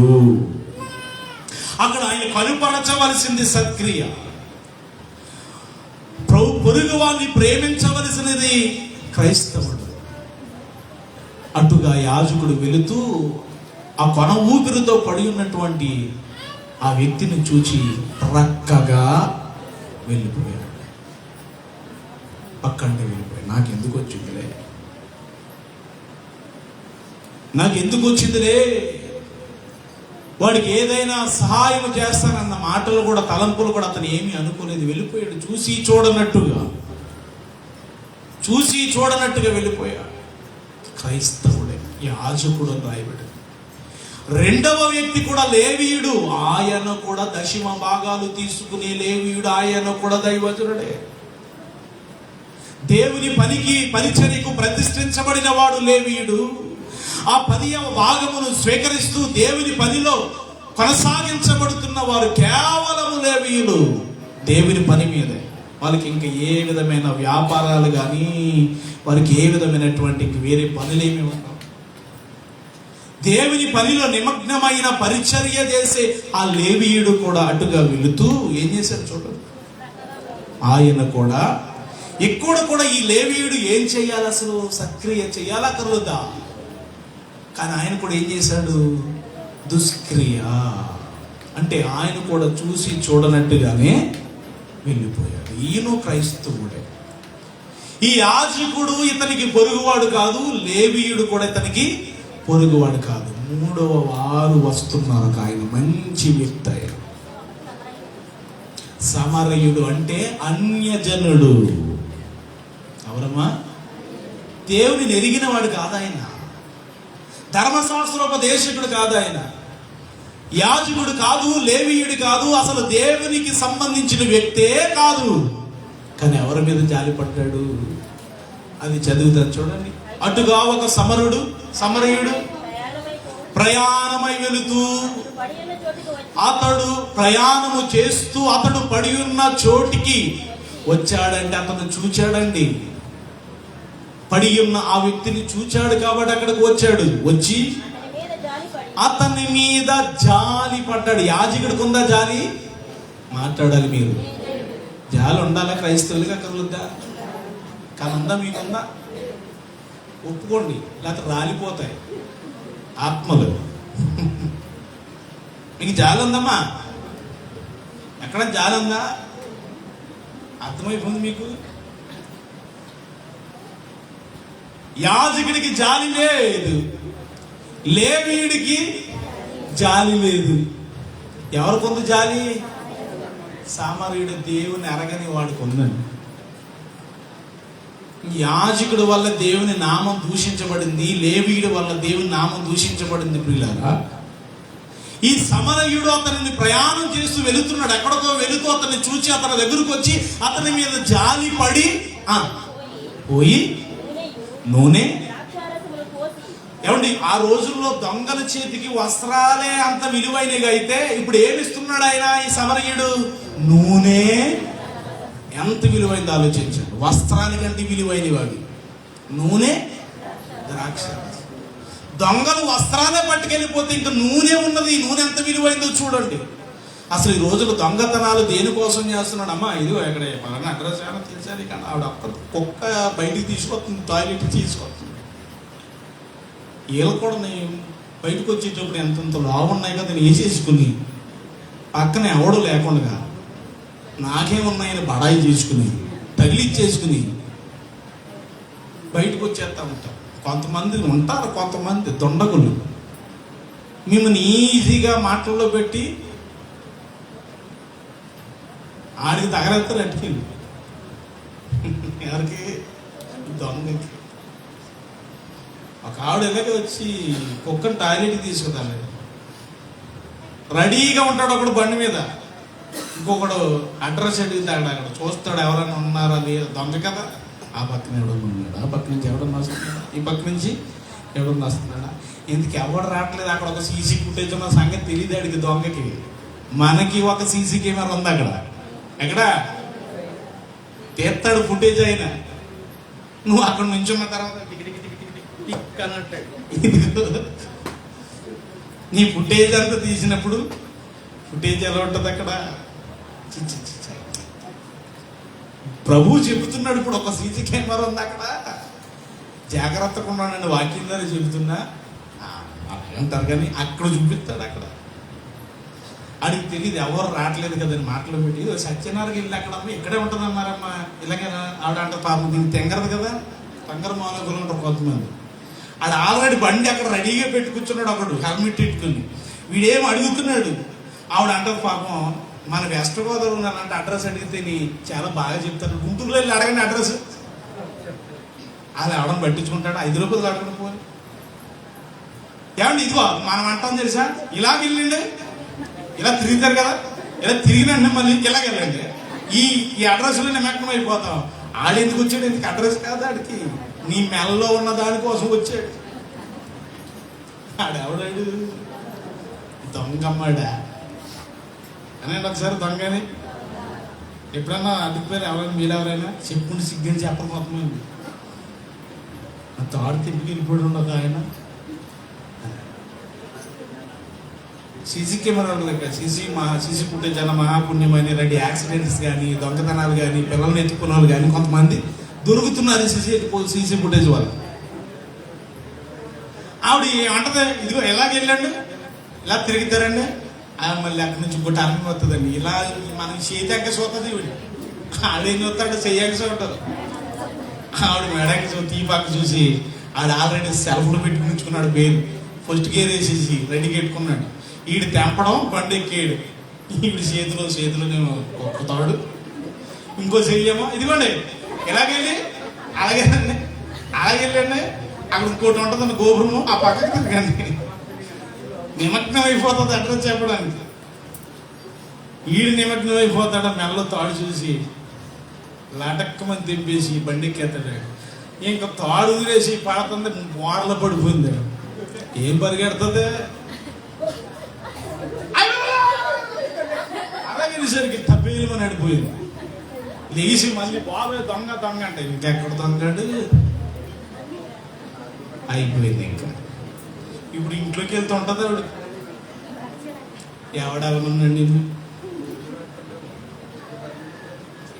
ఎక్కడికే మేము ఎక్కడికే పిల్లలు చెప్పరండి, మేము తీసుకెళ్తాను కదా, తీసుకెళ్ళకపోతే బాధ అయింది. ఖాళీ ఉన్నాక తీసుకెళ్ళచ్చు కదా అంటాడు. తీరు ఇప్పుడు అవకాశం దొరికింది కదా, ఇంకా రెచ్చిపోతాడు. ఇంకా దేవునికి స్తోత్రం. ఎవరి చేతి ఇప్పుడు ఏం దొంగలెత్తారని చెప్తున్నాను, బంగారం. ఆ రోజుల్లో దొంగలు దొంగిలించింది వస్త్రమే అంత విలువైనది అయితే ఆ దొంగలకి ఇప్పుడు ఈ సమరయుడి దగ్గర నూనె, ద్రాక్షారసం ఉంది ప్రియులారా. అవి ఎంత విలువైనవో చూడండి. విలువైన నూనెను, ద్రాక్షారసం అక్కడ కొన ఊపిరితో పడి ఉన్న వ్యక్తికి పోసి గాయాలన్నీ కట్టి తన వాహనం మీద నెగ్గించుకొని ఒక పూట కూలి వాని ఇంటికి తీసుకుని పోయి అతనిని పరామర్శించెను.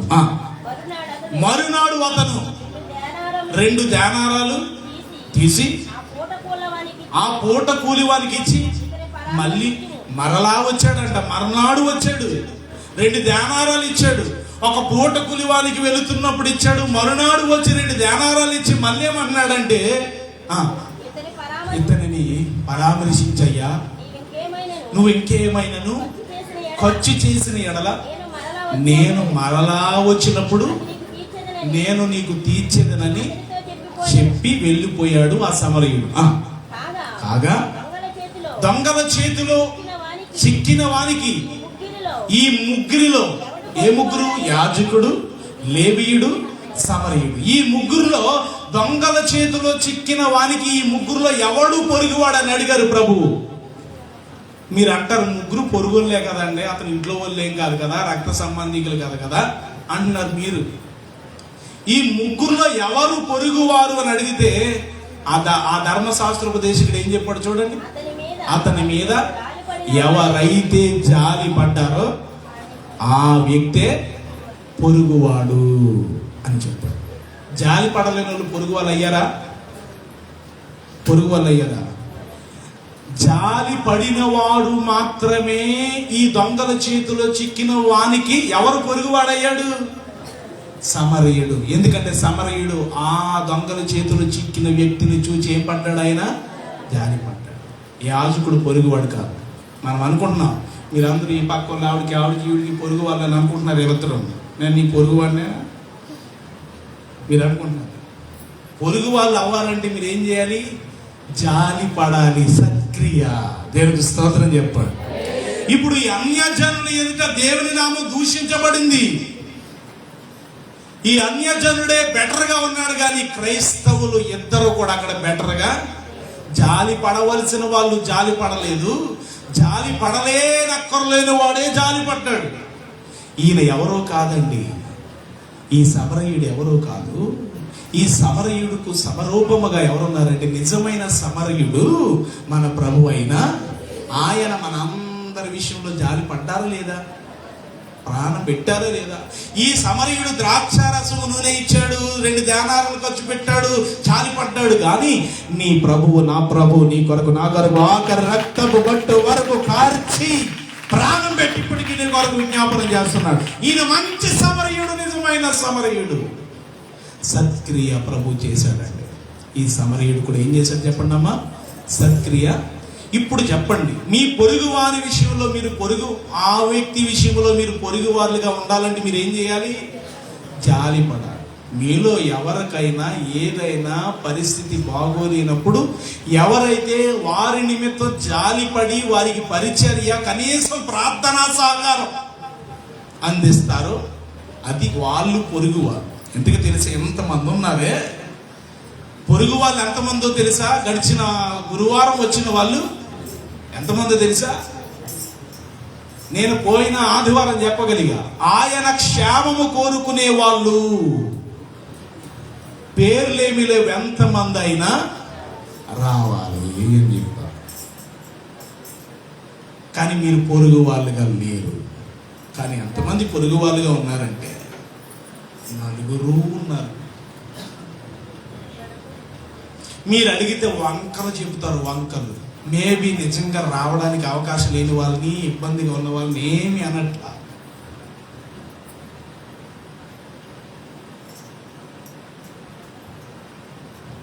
కష్టపడి ఒళ్ళు హోనం అయిపోయి లేవలేని పరిస్థితుల్లోనూ పని అవగా, లేకపోతే ఏ పరిస్థితులు అవగా వాళ్ళు ఏమనట్లా. కానీ అంతమందిలో 4 పొరుగువారు. ఎవరి క్షేమం కోరుకున్న వాళ్ళు అని అంటే సత్క్రియ. మీరు ప్రభు చెప్పారు, మనుషులందరి కొరకు మీరు ప్రార్థన చేయడం సత్క్రియ కాదా? సత్క్రియ కాదా? సత్క్రియ. ఎంతమంది ఉన్నారే, ఇంతమందిలో ఎంతమందో తెలుసా పొరుగు వారంటే? 4. ఎందుకంటే జాలి పడ్డారు ఆయనకు. ఎవరికి? ఒక రోగికి, లేవలేని పరిస్థితులు ఉన్న వ్యక్తికి. ఆయన నీ సంఘము కాకపోవచ్చు, ఆయన నీకు ఇష్టడు కాకపోవచ్చు. యాజకుడులా తప్పించుకుని వెళ్ళిపోయాం మనం. లేవీయుడులాగా చూసి చూడనట్టుగా వెళ్ళిపోయాం మనం. కానీ సమరయుడు మాత్రం సత్క్రియ చేశాడా లేదా? సత్క్రియ చేశాడు. కాకులకు ఉంటుంది ఐక్యత.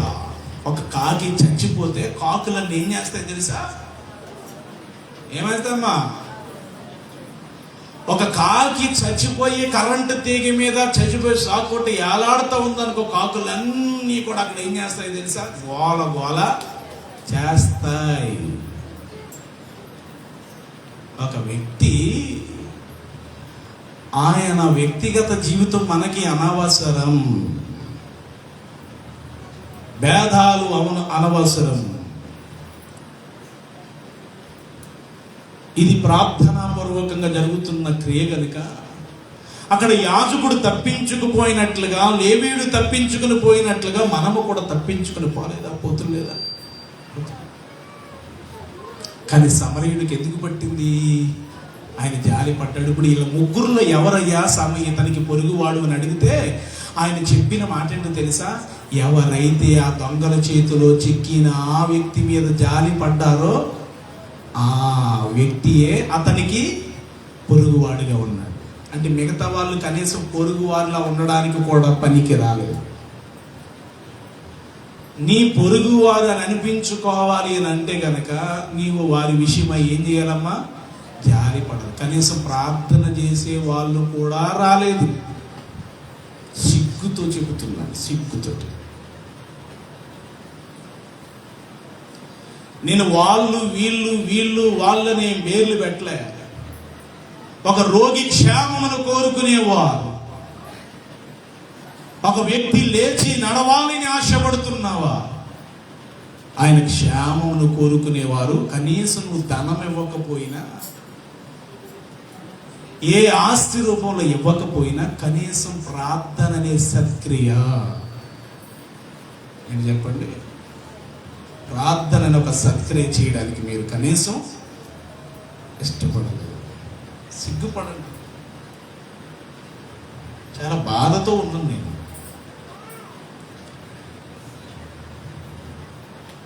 ఇది ఇలా రిపీట్ అయితే అసలు మన పొరుగు వారిలో ఉండడానికి కూడా అర్హత లేని వారు మనం. ప్రభువే చెప్పాడు, సింపుల్ అయ్యా.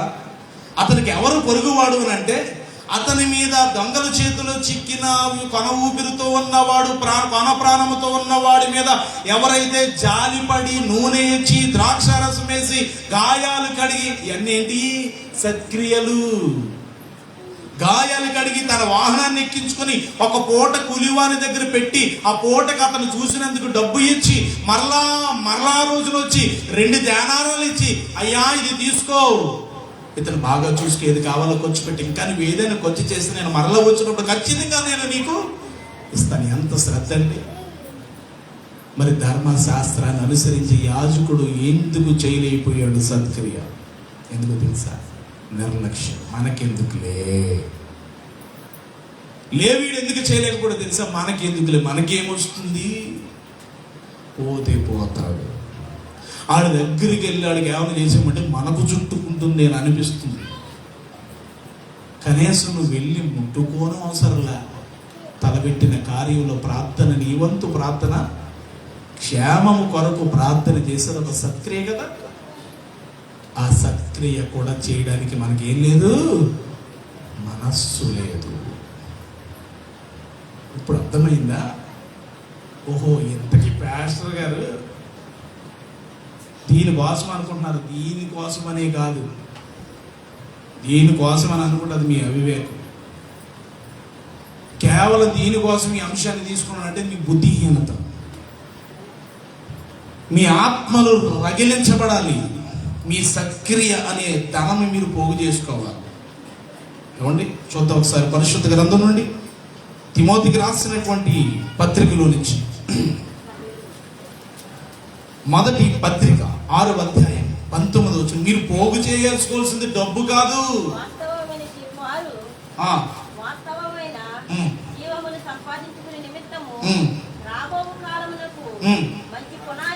మంచి పునాది తమ కొరకు వేసుకొనుచు మేలు చేయువారును సత్క్రియలు అనే ధనము గలవారును ఔదార్యము గలవారును తమ ధనములో ఇతరులకు పాలిచ్చువారునై ఉండవలనని వారికి ఆజ్ఞాపించుము. జాగ్రత్తగా చదవండి, అక్కడ అది రాయబడుతున్న మాట. మళ్ళీ చదవమ్మా. వారు వాస్తవమైన జీవాన్ని, వాస్తవమైన జీవం పరలోకమును మనం సంపాదించుకునే నిమిత్తం రాబోవు కాలము మంచి పునాది. పరలోకములో ప్రవేశించడానికి మీరు ప్రవేశించడానికి మంచి పునాది వేసుకునే నిమిత్తమై ఏం చేయాలమ్మా? ఇతరుల కోసం ప్రార్థన చేస్తే మేలా కీడా? మేలు. మేలు చేయవారును. రెండవది సత్క్రియలు అను ధనం. ఏ ధనం ఉండాలి మీ దగ్గర? ఏ ధనం ఉండాలి? ఈ లోక సంబంధమైన ధనం కాదు పోగు చేసుకోవాల్సింది. మంచి పనులు అనే ధనం మీరు కలిగి ఉండాలి. సత్క్రియలు అనే పోగు చేసుకో. డబ్బు పోగు చేస్తున్నాం మనం, మంచిని పోగు చేయట్లే.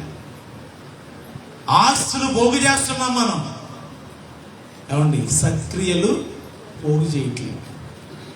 సత్క్రియలను ధనము గలవారై ఔదార్యము గలవారును తమ ధనములో, అంటే వారు కలిగి ఉన్న సత్క్రియలు అనే ధనములో నుండి ఇతరులకు, రోగులుగా ఉన్నవారు, బలహీనులుగా ఉన్నవారిని, ఆర్థికంగా చితికిపోయిన వారికి వీరు కలిగి ఉన్న ధనములు, అంటే ఆ ధనము కాదు, సత్క్రియలు అనే ధనములో కనీసం ప్రార్థన అనే ధనం, సత్క్రియ అనే ప్రార్థన అనే ధనము కలిగి ఇతరుల కొరకు పాలించు వారినై ఉండాలని వారికి ఇదే చేస్తున్నాను ఈరోజు. అదే పరిస్థితి నీ ఇంట్లో వస్తే నీకు బాధ ఏంటో తెలుస్తుంది. నీ భర్త మంచం మీద నుండి లేవలేని పరిస్థితుల్లో ఉన్నప్పుడు, నీ ఇంటిలో బిడ్డలు లేవలేని పరిస్థితుల్లో ఉన్నప్పుడు నీ మనసు ఎలా ఉంటుంది?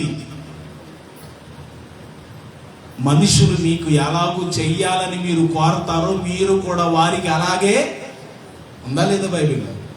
మనుషులు మీకు ఎలాగూ చెయ్యవలనని మీరు కోరతారో మీరు కూడా వారికి అలాగే చెయ్యాలి. పాపులని మిమ్మల్ని పిలిచిన వారిని మీరు పిలిస్తే ఏమి ప్రయోజనం? పాపులు కూడా తమ ప్రేమించే వారిని ప్రేమిస్తున్నారు కదా. పాపులకి మనకి తేడా ఉన్నా, పాపులు కూడా తమను ప్రేమించే వారిని ప్రేమిస్తారు. నీవు పాపివి కాదు కదా. నిన్ను ప్రేమించని వారైనా, నీతో మాట్లాడని వారైనా, నీ సంఘము కాని వారైనా, వారు ఎవరైనా కావచ్చు, వారు మన సహాయము కొరకై వచ్చారు అనంటే, మనల్ని అభ్యర్థించారంటే మా క్షేమమును కోరి చేయండి. అభ్యర్థించారంటే మనం సత్క్రియ అనే ధనము కలిగిన వారమై ఆ ధనము ఇతరుల కొరకు పాలించే వారిగా మనము ఇతరులకు పంచిపెట్టాలి. ఆ సత్క్రియ అనే ధనం మీకు అర్థమవుతుంది అనుకుంటున్నా. ధనం అంటే మీ డబ్బు కాదు. ఏ ధనం?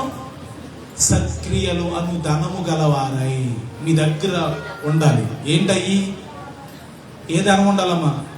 సత్క్రియలు అనే ధనం ఉండాలి. ఆ సత్క్రియలలో నుంచి ప్రార్థన చేయవలసిన వారి నిమిత్తం ప్రార్థన చేయాలి.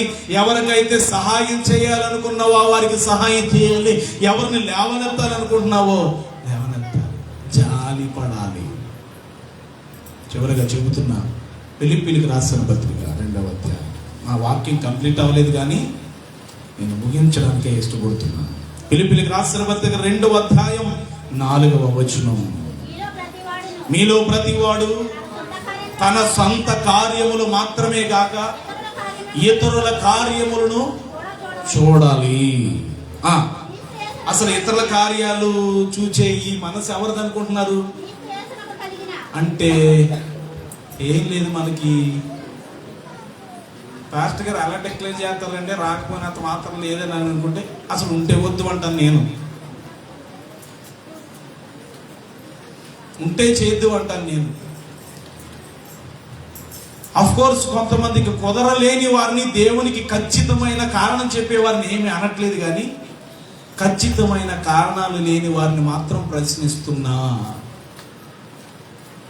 మీలో ప్రతివాడు తన సొంత కార్యములను మాత్రమే గాక ఇతరుల కార్యాలను కూడా మీరు చూడాలి.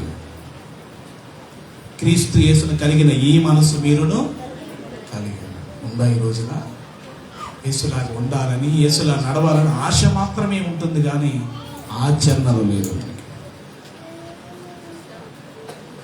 నేను ఎక్స్పెక్ట్ చేశాను గురువారం అందరూ ఉంటారని, ఎందుకంటే ఆయన క్షేమం అందరూ కోరుకుంటున్నారేమో అని. ఎక్స్పెక్ట్ చేసిన దానికంటే నీచాతి నీచంగా, దౌర్భాగ్యముగా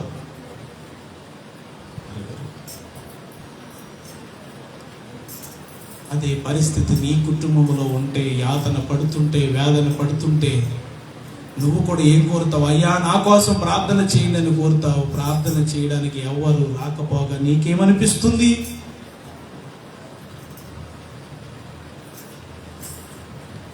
మిమ్మల్ని అడుగు ప్రతి వారికి ఇవ్వండి అన్నారు ప్రభువు. అడిగారు కనుక మనం చేయాలి.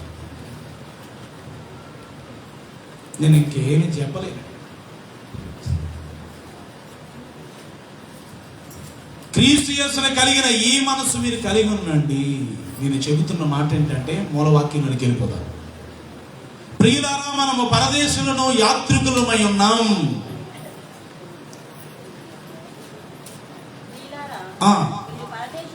పరదేశులు యాత్రికులనై ఉన్నారు కనుక చూడండి, ఆత్మకు విరోధముగా పోరాడుతున్న శరీరాశలు విసర్జించి అన్యజనులు మిమ్మల్ని ఏ విషయంలో దుర్మార్గులని మిమ్మల్ని దూషించుదురో ఆ విషయంలో వారు మీ సత్క్రియలను చూచి వాటిని బట్టి దర్శన దినమున దేవుని మహిమపరిచినట్లు వారి మధ్యను మంచి ప్రవర్తన ఉందమ్మా. ఈ రోజున మంచి ప్రవర్తన. ప్రార్థన చేస్తున్నావు అంటే ఎలా ప్రవర్తిస్తున్నావు? అది మంచి ప్రవర్తనే కదా. అదేమి పాపపు సంబంధమైనది కాదు, శరీరానుసారమైన క్రియేం కాదు. అది సత్క్రియ. నువ్వు అలా చేస్తే అన్యజనులు కూడా వాళ్ళు ప్రార్థన చేశారయ్యా, దేవుడు వారిని లేపాడు.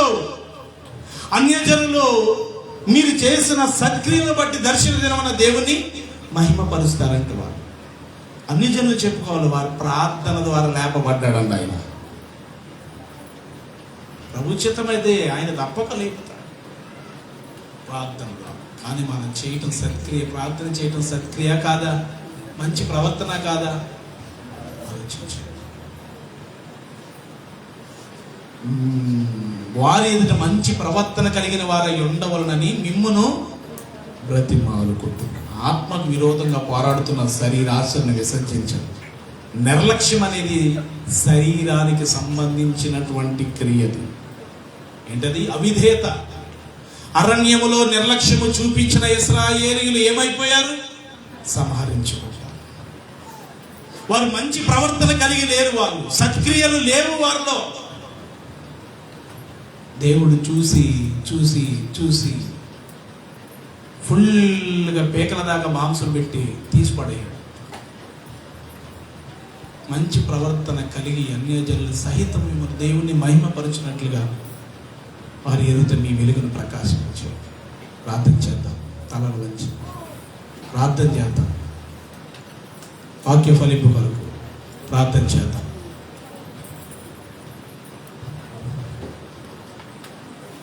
ప్రభువు నాకు ఎవరు పేరిస్తే వాళ్ళని చెబుతా సుమా. నువ్వేం చేసుకున్నా పర్లేదు. ట్రోల్ చేసావా, కావాలని చెప్పాడంటావా, ఏం విన్నావు ఇప్పుడు అర్థమవుతావు. పేరు చెప్పిన వాళ్ళు ప్రార్థన చేయాలి ఖచ్చితంగా.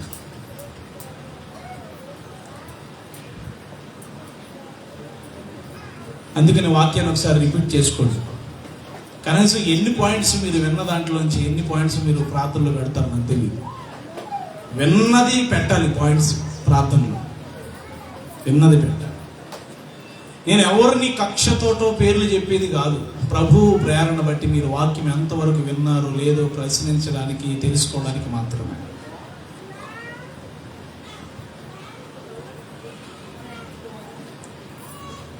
ప్రభు సహాయం చేయండి.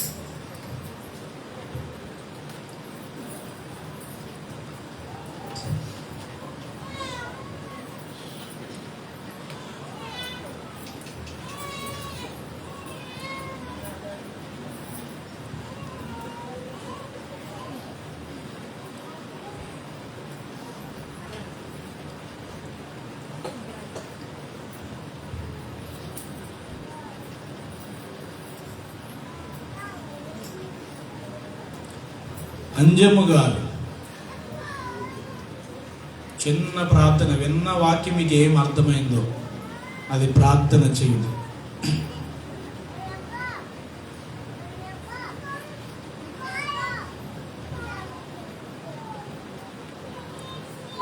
సరే అంజమ్మ గారు చిన్న ప్రార్థన, మీరు వాక్యం విన్నారు, ఏం అర్థమైందో ఆ వాక్యాన్ని బట్టి చిన్న ప్రార్థన చేయండి.